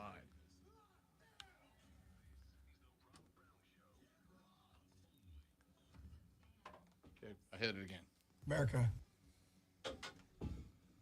And if you're not down with that, we got 2 words for ya. The only 2 words to ever get me in trouble in middle school. We were all DX guys back in the day. So you heard something on TV and decided to say it in school, and you didn't think that maybe if you said those 2 words, you might get in trouble? No, I wanted to get in trouble. Ah, okay. Rebel. My rebellious days were in 7th grade. Wow. I had Miss Harris was my algebra teacher. It was 8th grade. I am curious. This is fascinating to me because I always wondered what a rebellious phase for a 1%er would be. I thought maybe you wear mismatched socks or something. I skipped my sailing lessons. Wow. Showed up to cotillion without wearing a tie. I mean, stuff like that. Yep. I painted my croquet mallet black. You know, it's top notch stuff. Nothing wrong with that. That means death is coming for you. I refused to drink my tea. Ooh. At tea time. Ooh, did you keep your pinky in? Wow. One thing Ted Lasso got more right than anything else: tea tastes like garbage water, and it's undrinkable, unless it's sweet tea, which is the only acceptable form of tea. Yeah, there's people coming for you if you didn't clarify. Yeah, sweet tea is delightful. Waffle House sweet tea is just the pinnacle. There may not be a better beverage on planet Earth than Waffle House sweet tea. Why? Because their sugar is like 5 years old? I don't know what the secret is. If I knew what the secret is, I'd make it at the house. If I knew what the secret to Wahoo sweet tea was, I'd have Wahoo sweet tea at the crib. I do not have Wahoo sweet tea at the crib because I can't figure it out. I don't know what it is. Every I don't know time if you it's say Wahoo, I hear Wahoo McDaniel. No, so, I mean, Wahoo. It's not a Waffle House. It's a Waffle Home. You're the only one I've ever heard call it that. So, but I don't get out much. The Wahoo, baby. Welcome back, ladies and gentlemen. The fourth final, the best money hour of the Rob Brown Show goes now. It is the Fan Upstate. We were talking earlier in the show about the, I don't know what word we want to use here, rash of fake injuries that took place in college football this year. The growing number of college football players who very clearly took a dive on the field in order to manipulate the clock.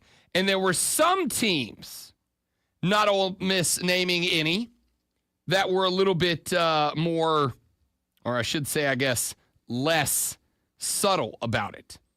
There were plenty of clips out of Oxford, Mississippi, where coaches were giving the old get down signal, and then all of a sudden players going, crap. Oh, they blew the whistle? I'm good now, coach. I thought you were eating there for a second. No, I was cramping up. I'm going to start doing that during segments, right? If I get to the point where I'm like, okay, the segment sucks and I hate it and I'm doing real bad right now, I'm just going to drop to the floor screaming until Lonzo takes us to break. Then I'll be okay. A proposed rule change intended to discourage players from faking injuries that prompts unwarranted timeouts will be considered when the NCAA Football Rules Committee meets later on in the month. We're still waiting to find out if this will be discussed about and what will come up. The American Football Coaches Association has submitted a proposal that would require a player who goes down on the field and receives medical attention to sit out the rest of that possession. Currently, the player must go out for one play and then can re-enter. The AFCA Executive Director Craig Bohl said, quote, "The American Football Coaches Association is acutely concerned about this. It goes against the grain of the betterment of our game and the ethics. We crafted this, we floated this, and it's been received well. I'm sure there'll be some pushback. Our point is to give us something better if you don't like it." Now, there are some caveats to this. A coach can use a charged timeout to get the player back on the field during the current possession. A player injured by a hit that results in a penalty would be exempt. And also the one player on offense and one on defense with a green dot on his helmet indicating he's allowed to receive radio communication from the sideline would still be allowed to enter after one play. So if you are the QB, the middle linebacker, you're the guy that gets the calls from the coaches into your headset, you would only have to sit out the one play and then you could come back. Greg Sankey put out a memo back in November, if you will recall. We talked about this live on the air at the time within the SEC that said, quote, as plainly as it can be stated, stop any and all activity related to faking injuries to create timeouts, end quote. The NCAA Football Rules Committee is expected to meet or will meet this week in Indianapolis, and this is one of the issues they are likely to discuss. NCAA Supervisor of Officials Steve Shaw said Division I Conference officiating coordinators gave their support during the annual meeting in Irving, Texas earlier this month. Shaw showed the coordinators a video montage of players feigning injury, sometimes, and I quote from the ESPN article, laughably so. I think we all saw that. Lane. I see you, Joey Freshwater. I see you. I would just like to go on the record and say very simply, yes. Yes, please. Yes. It's a pretty simple solution, right? Like if you are, my old man used to say this to me back in the day, right? When I would get, we'd have practices. Maybe I didn't really want to practice that day, or maybe I didn't want to practice the things that Coach Bob had on the practice roster that day or whatever. And I go, Coach, I'm a dad, coach, my hamstring tight, a little wobbly out here. And Bob would go, are you too hurt to practice? And little Robert might go, yeah, I don't really feel like it, Coach. And he'd go, okay. Don't worry about it. Take a seat on the bench. Let you know when we need something. Let you know when the team meeting happens. And if that's what happened, guess who didn't play in the game? Because if you're too hurt to practice, you're too hurt to play. It's kind of like when you were cheering and you would, Mom, I don't think I can go to school today, Mom. And then you stay home, you watch your G.I. Joe, watch a little Price is Right, watch a little Bob Barker on the TV. Not in my house. Okay. You stay home, you did nothing. No, I'm talking about my kids. It's like I understand that fake out. You stay home, no, you can't. No, you stay in bed. I mean, we'd stay in bed, you'd watch a little TV, whatever the case might be. Maybe you didn't do anything at all. And then the school day would end. And you might suddenly find yourself magically feeling a little better. And then your friends will call, go, hey, we're going to go ride bikes down to the gas station. You want to go? Hey, we're going to come over to Micah's house and play some GoldenEye on the N64. You in? Hey, my mom said everybody could come over for some pizza rolls tonight. And you'd be like, yes, sir. Greatest night of my life. Mom, going to Micah's to eat Tostinos and play GoldenEye on the 64. And Mom will go, whoa, whoa, whoa, whoa, whoa, whoa, whoa, whoa, whoa, whoa, whoa, whoa, whoa, whoa, whoa. I thought you were sick. Well, I feel better now. Sickness doesn't really work like that, kiddo. Back to bed. I need you to get well rested. We need you fully healthy. Sorry, I'll tell Micah. I'll tell Micah's mom. You said hello, but you can't go play GoldenEye on the N64. Did you just set off your Google thing? Or what? I did. Okay. I don't know what I did to say it, but it hurt me. I mean, what triggers that? Usually it's hey Google. No. Oh, this one doesn't say anything back, but she opened. All right. Well, she was talking a second ago. She's also British. Okay. Well, mine's Irish, so I mean, whatever you prefer. Like deep British, like Cockney, like Captain Britain British, like Haley Atwell British. Okay, I get that. Yeah, I completely get that. Anyway, Mom would say, get your ass back in bed. You're not able to go anywhere until tomorrow. That's how long this bug's gonna take. It's just that, but football, right? If you are so hurt that the trainer's got to come out there to lift you up and get you set back up, why don't we take an extra 4, 5, 6, 8, 10, 12, 14 plays and make sure you're Good. See, I completely agree with all that unless it's a groin shot. If it's a groin shot, you can recover pretty quick after that. I mean, it's the initial thing, it hurts really bad, but then it kind of goes away. I think if you have a groin shot, you're excused and you can come back in. I would probably be okay. Great one. Because the proposed legislation is for the remainder of the drive. That's the proposed legislation. I think I'd be okay if you wanted to say like a play limit. 5 plays, right? You can't come back in for 5 plays. You can't come back in for 5. You got to sit out 5 plays of this drive. If the drive ends, great. You can come back on the next one. But for this drive, you got to stay out 5 plays. I think that might be a good way to do it. But if my options are no plays or for the remainder of the drive, I'm all in for the remainder of the drive. If you're faking an injury, generally you're on defense, right? Yeah, I think there are some, you're trying to stop the momentum of the other team. Yeah. So I think remainder of the drive is good. Some offensive drives can last 10 minutes, and if you faked your injury and you're out, it may not last as long. Especially if you're a star player. I think there will be some coaches who will still try to game this system, right? Like there may be some spots where offense is rolling, they're throwing the ball, they're moving the chains, clock stopping, they're getting on down. And then a coach goes, you know what, we haven't sacked this quarterback in 15 plays. So, hey, Jones, guy who has not played a single snap this year, go in there, give me one good pass rush, and then hit the floor, hit the deck, go down. Like you got shot, like you got hit by a sniper in Band of Brothers episode 7. Hit the dirt, go down, stop that clock for us if you can't get to him, or whatever the case might be. There's still going to be ways to game the system. And I think the reality is as long as there are rules, there are going to be people that try to find their way around said rules. So you make them up as you go. But I think this is a big step in the right direction. And while the AFCA proposal may not be perfect, there may be some things that, as with most rules is true, that we have to tinker with, that we have to adjust, that we have to worry about later as coaches continue to find ways to game said system. I'll take something over nothing. I will take no.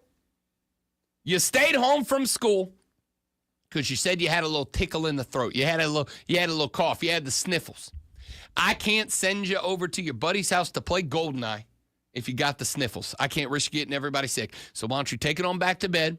I'm going to bring you some chicken noodle soup and some toast with a little jelly, and then you're going to go to sleep. And we'll see how you feel tomorrow. I think that's the play here. And I think that seems to be the way that they have this concept structured and set up. Because while I understand coaches are always going to look to find a way to circumvent the rules while playing within them, you know what the one they're dealing with right now is, which is Lane sending his guys to the turf to stop the clock. All right, fine. But you're going to lose that guy now. So you got 2 options. You can lose one of your starting 11 guys, and you can stop the clock, but then you lose that guy. Or option number 2, you can send out somebody who's not one of your starting 11, one of your not better defenders. You can have a sacrifice of quality of defense, but be able to stop that clock, and you lose that guy. Or you can call a timeout, or you can just not do that and play within the rules of the game and try to win within the rules of the game. I'm totally fine with this. I'm interested to see what pushback, if any, there is. The AFCA head said he expects that there will be pushback. First off, I would be interested, great one, in seeing who pushes back, because I think who pushes back is a really good indicator, obviously, of who is going, you know, I much prefer it when I'm allowed to break the rules. Or bend the rules. I much prefer it when there's an open door for me to act tactically. I'm interested. I'm interested to see if there's any pushback, and I'm interested to see if there's any pushback, specifically who it is that does the pushing back. Because I think that will be relatively telling, if we're being honest. I think that's going to tell on some coaches. So I'm here for it. I'm interested to see kind of, like I said, who pushes back and why they push back. But this will be discussion. I believe those meetings are tomorrow or Thursday. I don't remember off the top of my head. The potential to change the fake injury rules coming down the pipe, and I'm for it. All right. Your thoughts, 844-326-3663, 844-FANFO&E. If you want to call in and get on the air, you're welcome to do it. Let's take a break. Got a few more things I want to run through. And when we come back, Rob Lonzo and you, the Rob Brown Show's on your radio. It's the Fan Upstate.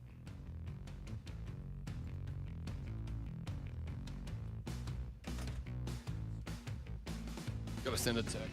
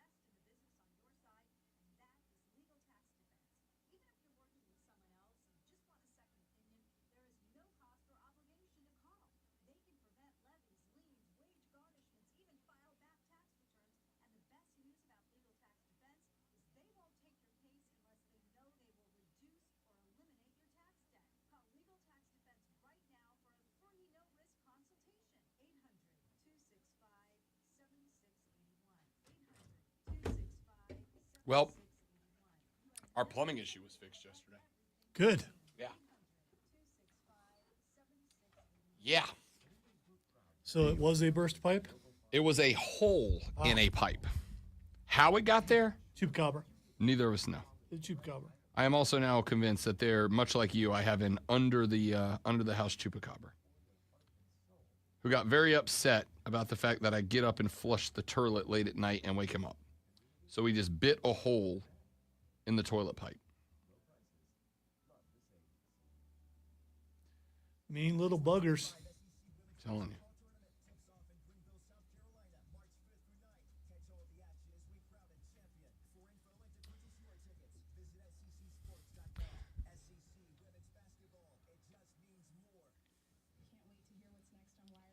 Just don't believe his conviction when he says it just means more.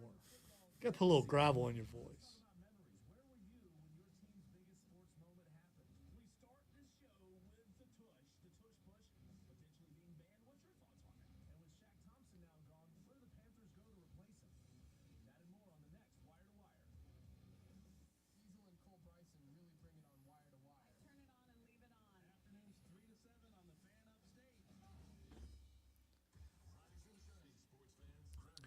How many sports people are so grateful that they've got to say the word tush so many times on the air? It's the right question. I'm going to say the word tush has been said in public more times this week than maybe in recorded human history. There's probably some people going, man, I don't want to have to say that, but it's in the news. We got to talk about the tush push. The brotherly shove, the tush push, whatever you want to call it. There is a proposal that is in play right now that, if approved, could be up for a vote by the owners next week down in Florida.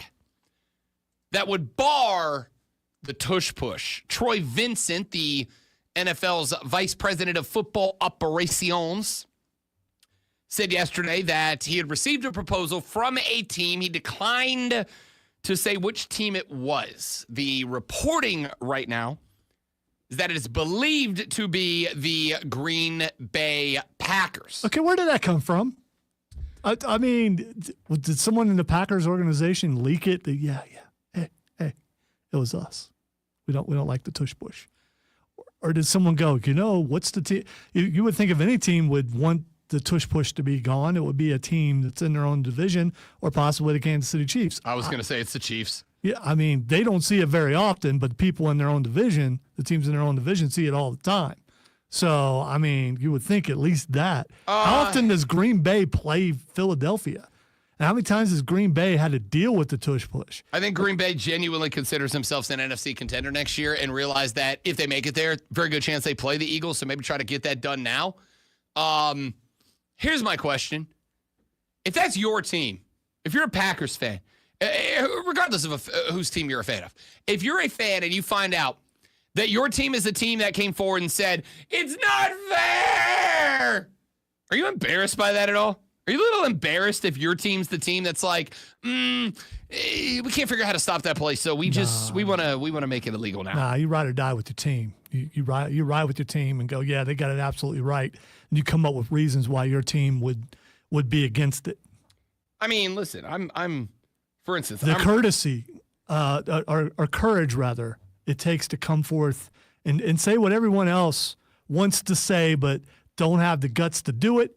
The Packers are doing that. Does everybody else want to say that? They do. I mean, look around. Everyone wants to ban the tush push except for Philadelphia. It's an unfair play. Wait. I get to do Alonzo.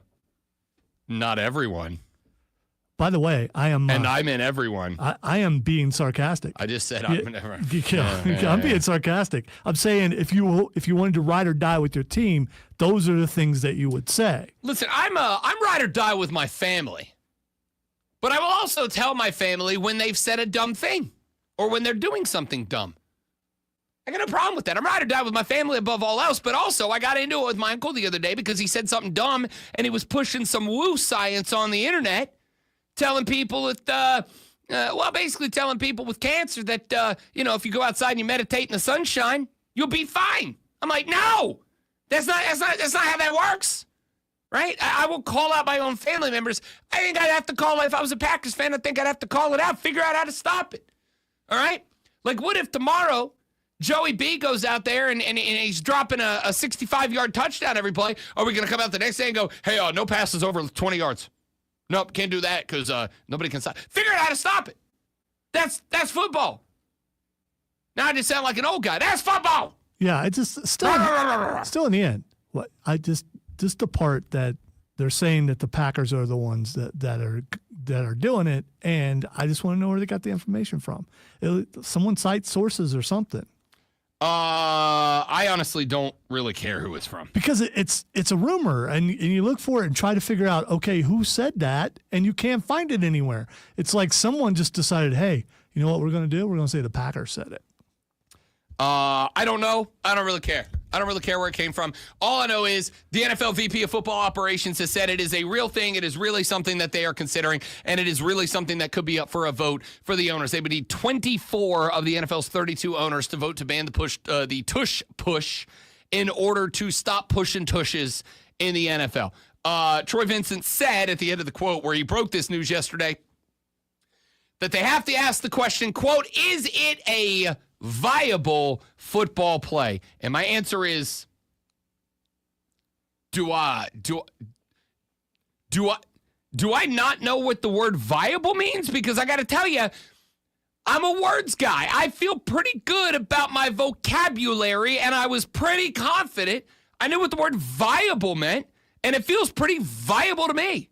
What do you mean, is it a viable play? It just won the Eagles a Super Bowl. Yeah, it's about as viable gets. Out of the four people who work on this station, the four hosts on this station, how many you think are pro tush push? Honestly, all four of us. I think all four of us. I think it's one of the few things that there will be a fan upstate consensus on. I don't see Diesel being the type of guy that goes, I want less grown-ass man football. And certainly, the only one that I think could be against it would be Cole, but that's just because, as you said a minute ago, he's a divisional rival. Same division, right. Yeah. Yeah. If there is dissent on this from the four of us, it's going to be Cole going, oh, it's going to make Philly's life harder? Then I'm for it. And all you people saying, well, you're a Chiefs fan, Lonzo, you got to be against. No, I'm not. It's a legal play. And if you can't stop it, good for the team that's able to. And they're more successful than any other team by like twice or three times as much, I think. So, I mean, they perfected it. They came up with it. You can't stop it. That's on you. 88% success rate for the Philadelphia Eagles since they started doing it. Tiger Power Rachel texts the show, 844-326-3663. She said, play some defense and stop the tush push. Quit being babies. And no, I'm not an Eagles fan. I mean, yeah, figure out how to stop it. Listen, I'm going to tell you right now. Ready for your next Nerds Run the World discussion? I'll tell you what I'm doing. Hey, Neil deGrasse Tyson, why don't you get up here and put that astrophysics degree to good use? Help us figure out where we can gain leverage. Help us figure out where we can FRMA into being able to stop this thing. Why don't you tell us how to up the F so our M and our A are in better line with each other, and we can win the line of scrimmage. When the tush push started, there was a story going around for a while that I absolutely adored, which was when the Eagles said, hey, we're allowed to do this now. So let's come up with this play where we take advantage of the mass that we got behind these big boys up here and win this thing.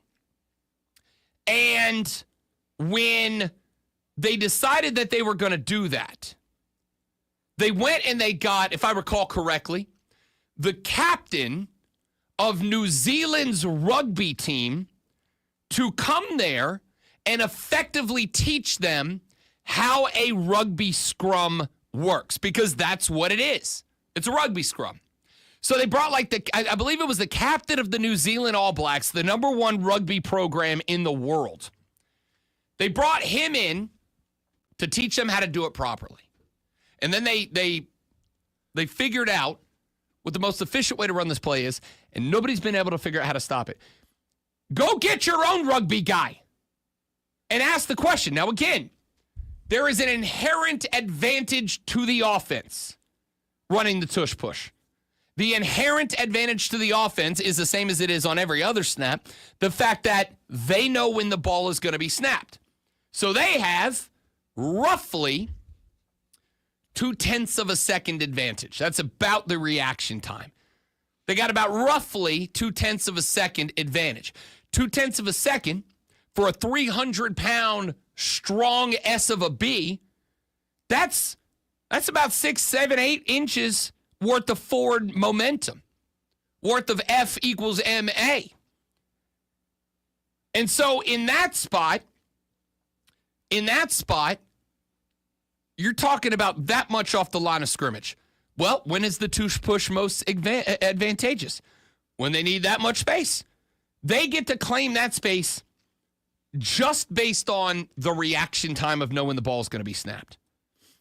So if I'm the defender, I got to figure out how do I make sure that once they get that 6 or 8 inches that they get just by having the advantage of knowing when the ball is snapped? How do I make sure that when the ball hits that spot, we've got a chance to stop it and drive it backwards?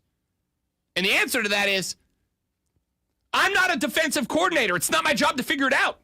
You are. Defensive coordinators, that's your job to figure out. But just because you can't or haven't yet doesn't mean that you just get to say, yeah, that's not allowed anymore. I don't know. I just, like I said, if this was my team, I'd almost be a little embarrassed by that. That we're the team. Even if 24 other teams all agreed with me, I would be embarrassed that my team is the team that will forever be known as the team that was so frustrated in not being able to stop a football play that we went, Mom, it's not fair.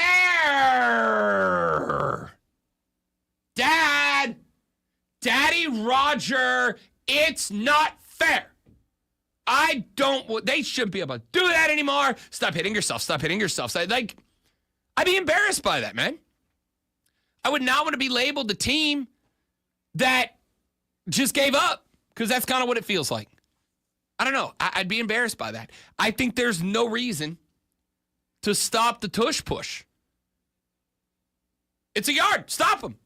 Figure it out. Go get the captain. Here, I'll give you a moment. You want to know how? Here's how I'm doing it. If I'm Green Bay or Dallas or whoever else, I'll tell you what I'm doing. I'm calling the captain of the Australian rugby team. That's a rivalry down there. The Kiwis and the Aussies. The All Blacks and the Kookaburras. I'm calling the captain of the Aussie rugby team. And I'm going, yo, look. The Eagles brought in the New Zealand All Blacks. And they've been getting the credit for years now for helping the Eagles develop this unstoppable play. If you guys will come down here to Dallas or Green Bay or wherever, and you guys will come help us how to figure out how to stop this play so that we become the one team in the NFL that knows how to stop the tush push. It beats the tush push. And we'll give you all the credit for it. There's this other thing you could do. Stop letting that team get in short yardage situations, then they can't use it. I mean, you figure out how to do that. You're a defensive coordinator now. Congratulations. Listen, it's football. Teams are going to get into third and shorts. That's just how the game gets played. Teams are going to get into the red zone. That's just how the game is played. I don't know if you knew this, but they're not undefeated, which means some teams figured out how to beat them. I don't disagree. Hey, nobody's going undefeated. It'll never happen again. But the point here is you got an opportunity to take advantage of a rivalry. You got an opportunity to take advantage of a rivalry. I'm calling the Aussies, the Kookaburras, the Koala Bears, the Kangaroos, whatever their team mascot thing I think is. really the Kookaburras. I mean, you said that a couple of times. I don't know. Yeah, I don't think. Yeah. Okay. All right. Hey, Google, what's the mascot of the Australian rugby team? The mascot of the Australian rugby team is Wally the Wallaby. It's a wallaby. Oh, they're the Wallabies. So I'm calling the Wallabies. And I'm like, mate, you figure out how to stop the tush push, and we'll all speak in a ridiculous Australian accent for the rest of the year. By the way, I didn't turn my mic on again, so that's another one. Yeah, that's it. It is. It's a ball game. Yeah. This is a ball game. This would be worse than a 28-3 blowout. It is. It's Tuesday, so I mean, it could probably get worse for me. I don't know if I've ever had a 4. I've had some 3s. I don't know if I've ever gotten to a 4. I'm pretty sure we've tied at 4. I don't know. Like a couple weeks in a row, I think it was at 4. Don't complain to Daddy Roger that you can't stop little brother from beating you in backyard football. Go get in the gym. Go get you some defensive linemen. Call the Aussie, oi, oi, ois, and tell them, if you help us learn how to stop the tush push, we'll give you all the credit for it. Now you got something back up on the Kiwis. You in or you out. Guarantee they'll be in. Easy play. Easy play. All right, got a few more things to get to on the way out. The Rob Brown Show rolls on. It's the fan upstate, mate. Like 8 out of 10 Australian national. One of my better efforts lately. Why would we be dishonest? I don't know. You know what? I've thought about that phrase a lot because we've had that conversation before. And I think I'm not the only one you've had the conversation with, so yeah. I think a little bit. We've always looked at it as if I would lie in a negative way. And I actually think it's meant the opposite way, as in... So you're saying you could lie in a non-negative way, Yes. in a positive way? Yes. I'm lying in a positive. It's still a lie, I but didn't it say was it a wasn't a lie. I said positive lie in a lie. positive way. Here, put it this way. It is, I would ordinarily be humble in this situation and say, I'm okay. But instead, I'm going to be honest and say, I'm pretty damn good at this thing, right? Like, I think it's the opposite way. It's not I'm going to lie as in I would say that I'm good at a thing that I'm bad at. It's saying I'm not going to say I'm average at a thing, which is what a humble person would do. I'm going to keep it a buck and tell you I'm pretty damn good at this thing. If you say I'm going to be honest, ordinarily what you're saying is normally I would be dishonest in order to remain humble or to spare your feelings. But I am willing to brag on myself or hurt your feelings because you knowing the truth is more important. And that makes perfect sense to me.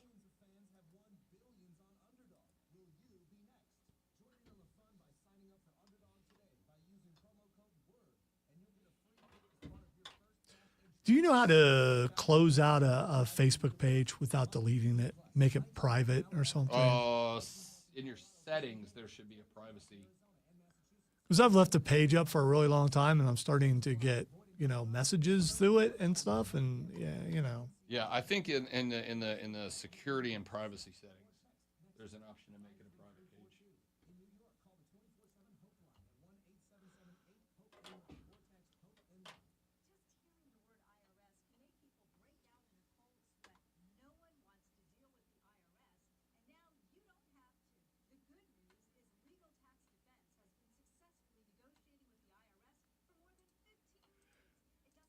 Oh.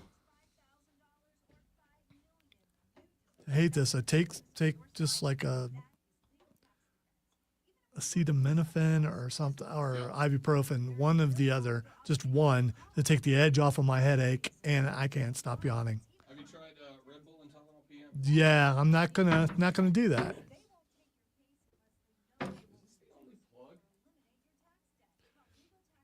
No, there's one. That one right there. No, I mean like over in this area. I think so. I want to give myself a. Yeah, there's not even one back behind me. I want to give So myself a longer putt. I want to up the degree of difficulty a little bit.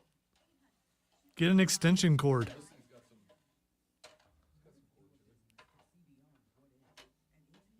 some. So now you're in the dart area, okay? No, I haven't played today, but I won't golf while you play darts. Then. well, you could. Plus now the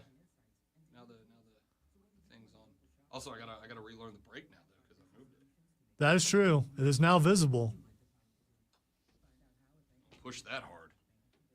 Wow. I think I'm just watching it on screen now because I can't see it where you put it without moving. Pushed them both. Oh, that's real bad. See, I told you he's been missing the whole time. No, he is not. I'm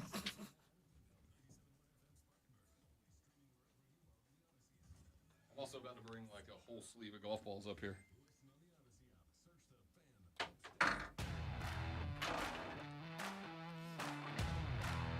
You know what? Stay classy.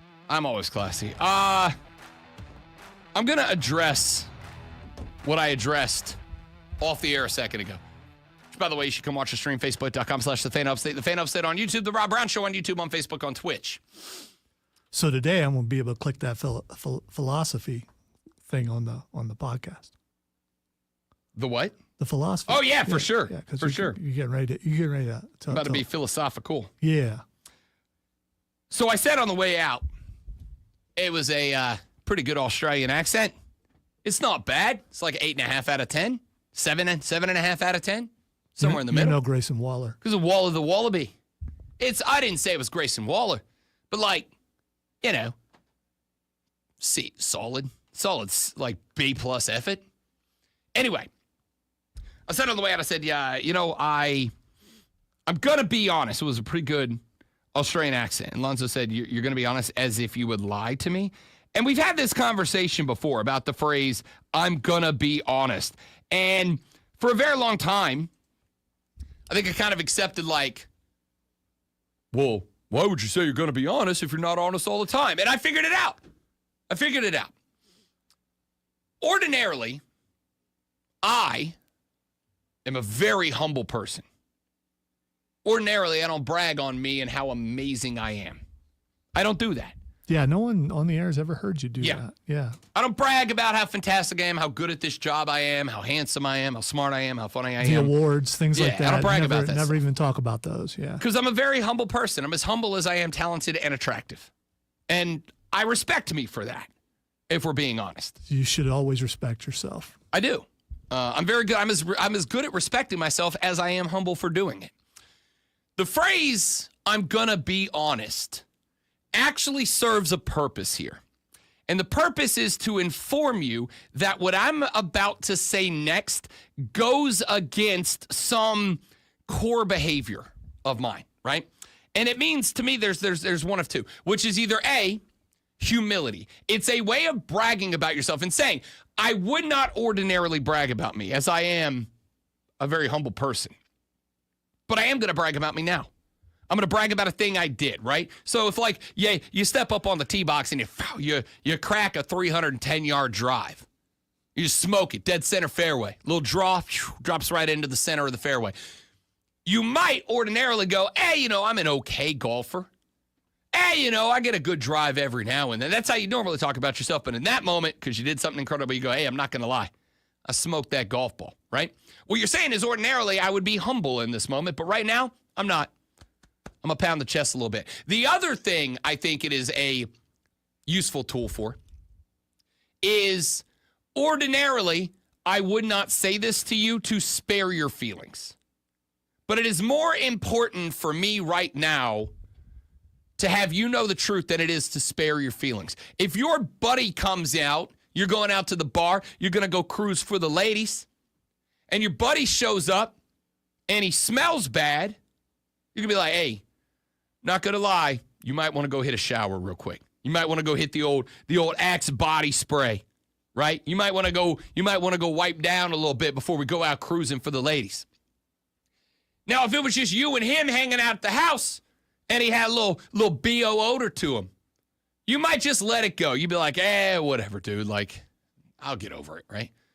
And in that case, by not telling him, you would be lying to him by omission. I'm not going to tell him how bad he stinks in this spot because there's no sense in hurting his feelings. There's no benefit to that, right? But if we're going to go out and his stank is going to detract from your ability to smooth talk the ladies one evening, then in that spot, you might go, it is more important for me to maybe hurt your feelings a little bit, to tell you stink, because the greater objective is for us to go out and have a good night, and if you smell like that, we can't. So I'm not going to lie to you. You might want to shower a little bit. I would ordinarily lie to you by not saying, hey, bud, you smell like a beehole right now. Hey, bud, you don't smell bad right now. That's a lie. And ordinarily, I would protect your feelings. But in this case, it is more important that you know the truth than it is that I spare your feelings. Therefore, I'm not going to lie to you. You smell real bad. Or, I'm not going to lie to you. I kind of nailed that Aussie accent in the last segment. Ordinarily, I wouldn't brag about me, but right now I am. All right. Wow, that was just a long way to go to just point out how good you think your accent is. Well, it's pretty good. Listen, it was pretty good. It was one of your better ones. And, I'll kick. And as you continued, it stayed even. It stayed good. Yeah, most of my accents fade over time. That one's pretty good. That one stays pretty good.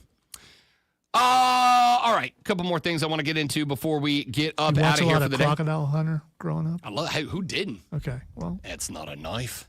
That's a knife. That's one of the greatest scenes of all time.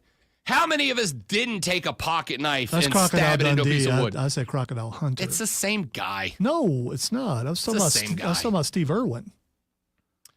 I watched so much Steve Irwin as a kid. I would say on the Mount Rushmore of overwhelming positivity, I'm going Steve Irwin, Bob Ross, Mr. Rogers. Who's our fourth?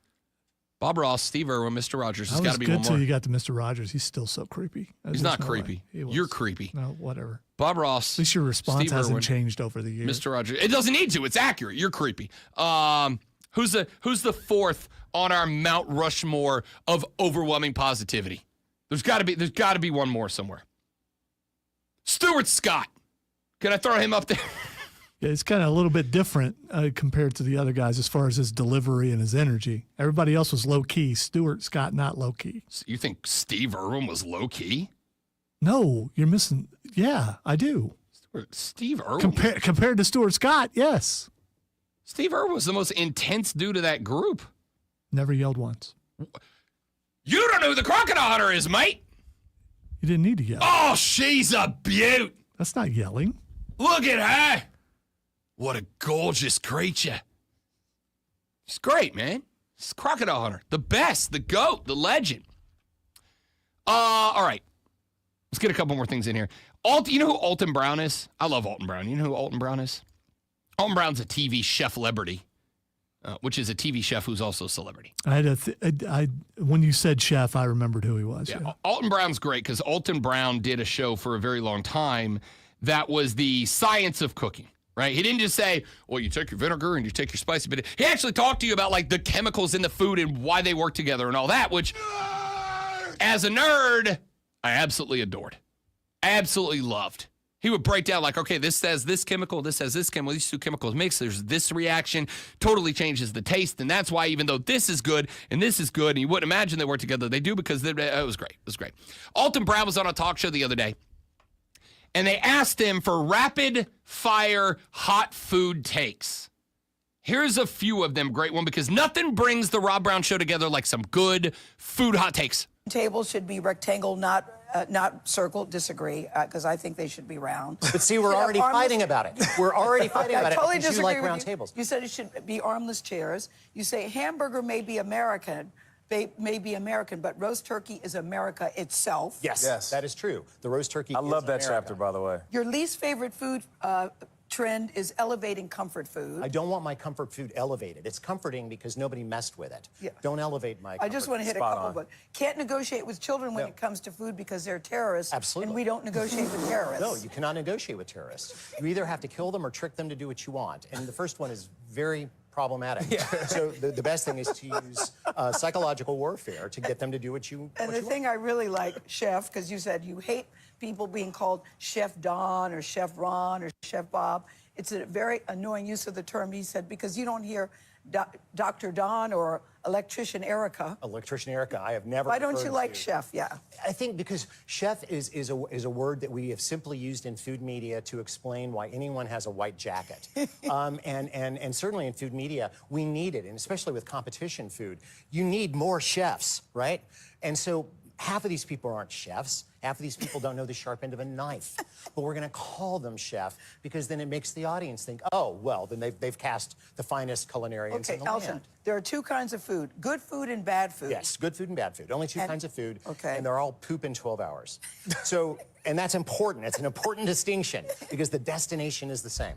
I love everything he just said. I love every take he just had in that entire run. Except for the label thing, because... The chef thing? No, yeah, because there is a profession where you need to do that. It's a DJ or MC. It's really not, though. Yeah, it's really not, though. There's plenty of MCs that don't have MC in their name. Plenty of DJs don't have DJs in their name. Not when it all started. I mean, it may have evolved now, but when it started, you had to do that so you would know who was who. Because you can't go up there and think that that's the DJ and that's the MC when it's the opposite thing. That could get you hurt. I think once you start watching, you know who the DJ is and the MC is because the DJ's DJing and the MC is MCing. But if you're not watching, you're only listening. Okay. All right, fine. Okay, fine. I'll let you have that one spot. They spot. have to self-identify. I do love the can't negotiate with terrorists and children are food terrorists. By the way, love that take. That is absolutely right. It doesn't matter what generation. That's our one take out of all the kid takes. That's our one take. I think I knew as soon as I heard it, I'm like, we're going to agree on that. Y'all got to stop. Y'all got to stop with the baby and your kids at the table, man. Eat your damn broccoli or go to bed hungry. Exactly. You can't negotiate with terrorists. I'm with you on that. Rectangle dinner table or circle dinner table? I'm a rectangle guy. I prefer rectangle So because circle, you got a better chance of getting kicked underneath the table. All right, I'm a rectangle guy, but for clearly very different reasons than whatever was happening in the Reitzel household. Well, in any household. I mean, especially... Not a lot of kicking going on under the brown table. Dude, if everyone's over 6 foot tall and you're sitting in a round table, someone's accidentally getting kicked. I didn't mean on purpose. Although that happens some too. But that's usually someone trying to get you to shut up. Maybe just had a 1% big-ass dinner table. Okay, you're talking about like dinner table. You're talking about the round table. No, big rectangle table. Is it as big as your arm span? Yeah, I'd say that's about how wide it was. Dude, a little bit longer. That's a big table. That's a really big table. No, it's not. It's a regular sized table. Your arm span tip to tip is probably 6'4", right? That's like 6'3". Okay, so that's how round that table is. That gives you that much space. Uh-huh. How are you going to fit your first, third, fourth, and fifth courses all on the same area? And now, the Rob Brown Show presents Twitter. That was good. That Thank was really you. good. All right, the first thing that's Xing is selectively aggressive. Stephen Jones, the COO of the Dallas Cowboys, decided he was going to get in front of a microphone instead of his daddy yesterday. And he said during the offseason, the Dallas Cowboys were going to be, and I quote, selectively aggressive about how they work through free agency, which is once again Jones family dialect for we're going to do whatever we want, whenever we want to do it, and we don't give a damn what anybody else has to say about it. Dallas Cowboys, enjoy another year of mediocrity and disappointment. You got a lot more of them coming. What happens when selectively aggressive meets ruthless aggression? Ruthless aggression. Here's my thing. I understand the concept of being selectively aggressive. If you're like a fighter, it's like picking your spot. Like you don't want to just come out throwing punches because you open yourself up. Selectively aggressive. Here's the thing. It's kind of like the Mike Tyson-Jake Paul fight. There's going to be two guys who just circle. I'm being selective. I'm being selective. I'm being selective. I'm being selective. I'm being selective.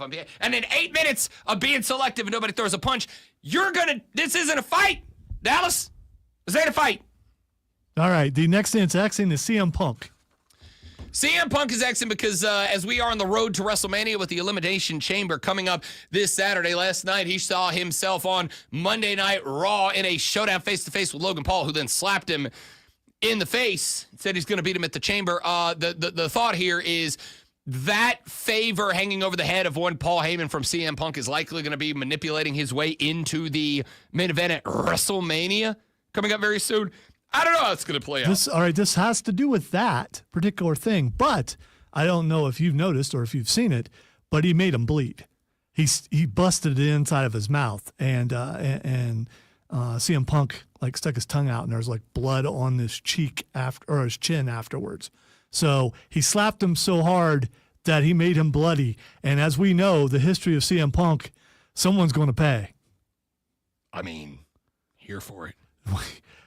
I think it would be great if Logan Paul beat up CM Punk. I think that would be hilarious because I don't know how you would be able to react if that happened. That's the only reason why I care. Is how would you react? I've kind of come back around to being a Punk guy. I'm kind of back on Team Wow, Punk. look at you. I know. I don't like it. I literally doubled over to say it. I'm kind of back in on CM Punk. I kind of think new WWE Punk's been really good. All right, the next thing is Xing is Patrick Mahomes. Patrick Mahomes is Xing because it turns out Patrick Mahomes promoted the banning of the tush push. No. Oh, is that not it? He got a haircut. You haven't seen it? Dylan Rayola's in shambles right now. Yeah, I know. He's got to be. I spent all this time learning how to get this part, and now you do this, Patrick. What do I do? How am I supposed to be a creepy clone knockoff representation of you now? It is a concern. Did he shave it? No. He cut it low. You have to. It's been everywhere, and at first I thought it was fake, but then I saw him at the Texas Tech game, and they showed the hair, and he cut it. He was leaving it the way it was because of Head and Shoulders. I don't know if it's like that's over. Troy Polamalu's going to be furious. Yeah, because now what's he going to do? Little Troy's really going to be mad. All right, the next thing that's Xing is Asuka. Asuka the Grouch, Asuka Robertson, the Oscars. No, I wasn't using an accent. I was actually saying Asuka, Asuka. I do not know because I haven't watched Raw yet. All right. Is she back? No, but she is going back and forth with critics about video games right now. It's everywhere. That's dope. And she's talking about how don't listen to the critics, try it yourself. Hot take, that's not a hot take. Asuka's better than Charlotte Flair. In what way? Wrestling. As a wrestler? I don't know. I think they're pretty even. Wrestling, promo. Yeah, I think they're pretty personality, even. Riz. Pretty even. And the last thing that is Xing is Lucasfilm. Just because I want to put this in there. Lucasfilm is Xing because I really don't know. Because Kathleen Kennedy is leaving. Well, the Fortress of Nerditude is going to be quite the discussion chamber today. Thanks for being here. Hope you enjoyed the show. We'll be back tomorrow to do it all over again, but better. Tell your friends about us. We're trying to get rich and famous. It's the Rob Brown Show on the Fan Upstate. Later. It's good. The battery in my headset died. 20 seconds. Perfect time. So did you hear anything that was said? That was just a noise cancellation. So when the battery dies, it just kills off the noise cancellation, so it just sounds like I'm listening to you through a tin can, but I can still hear you. Okay. All right, dudes and dudettes, that's it. I got a jet today, unfortunately, because still got more crap around the house to take care of. The plumbing was fixed. Awesome. The problem is now I have to climb up under there and see how much water, if any, got into the... So, like, there's the floor, the bathroom floor, and then there's, like, the... I don't know what it's called, subfloor, like the actual bottom of the house. Mm-hmm. And we don't know if that leak was... It was like right at that level, so we don't know if the water just dripped down or if it got into that and soggy it up. So If you survive this chupacabra, can you come take care of mine? No. Okay. I'm done with them and plumbing. It's worth a shot. I'm at the point now where I'm just paying everyone to do everything for the rest of my life, even if it means I'm broke forever. This will be this last. Gotta have your priorities, man. I mean, you know. I hate him so much. Anyway, you're all amazing people. Tell your friends about us. We're trying to get rich and famous. Appreciate you being here. Love you, long time meeting. Goodbye.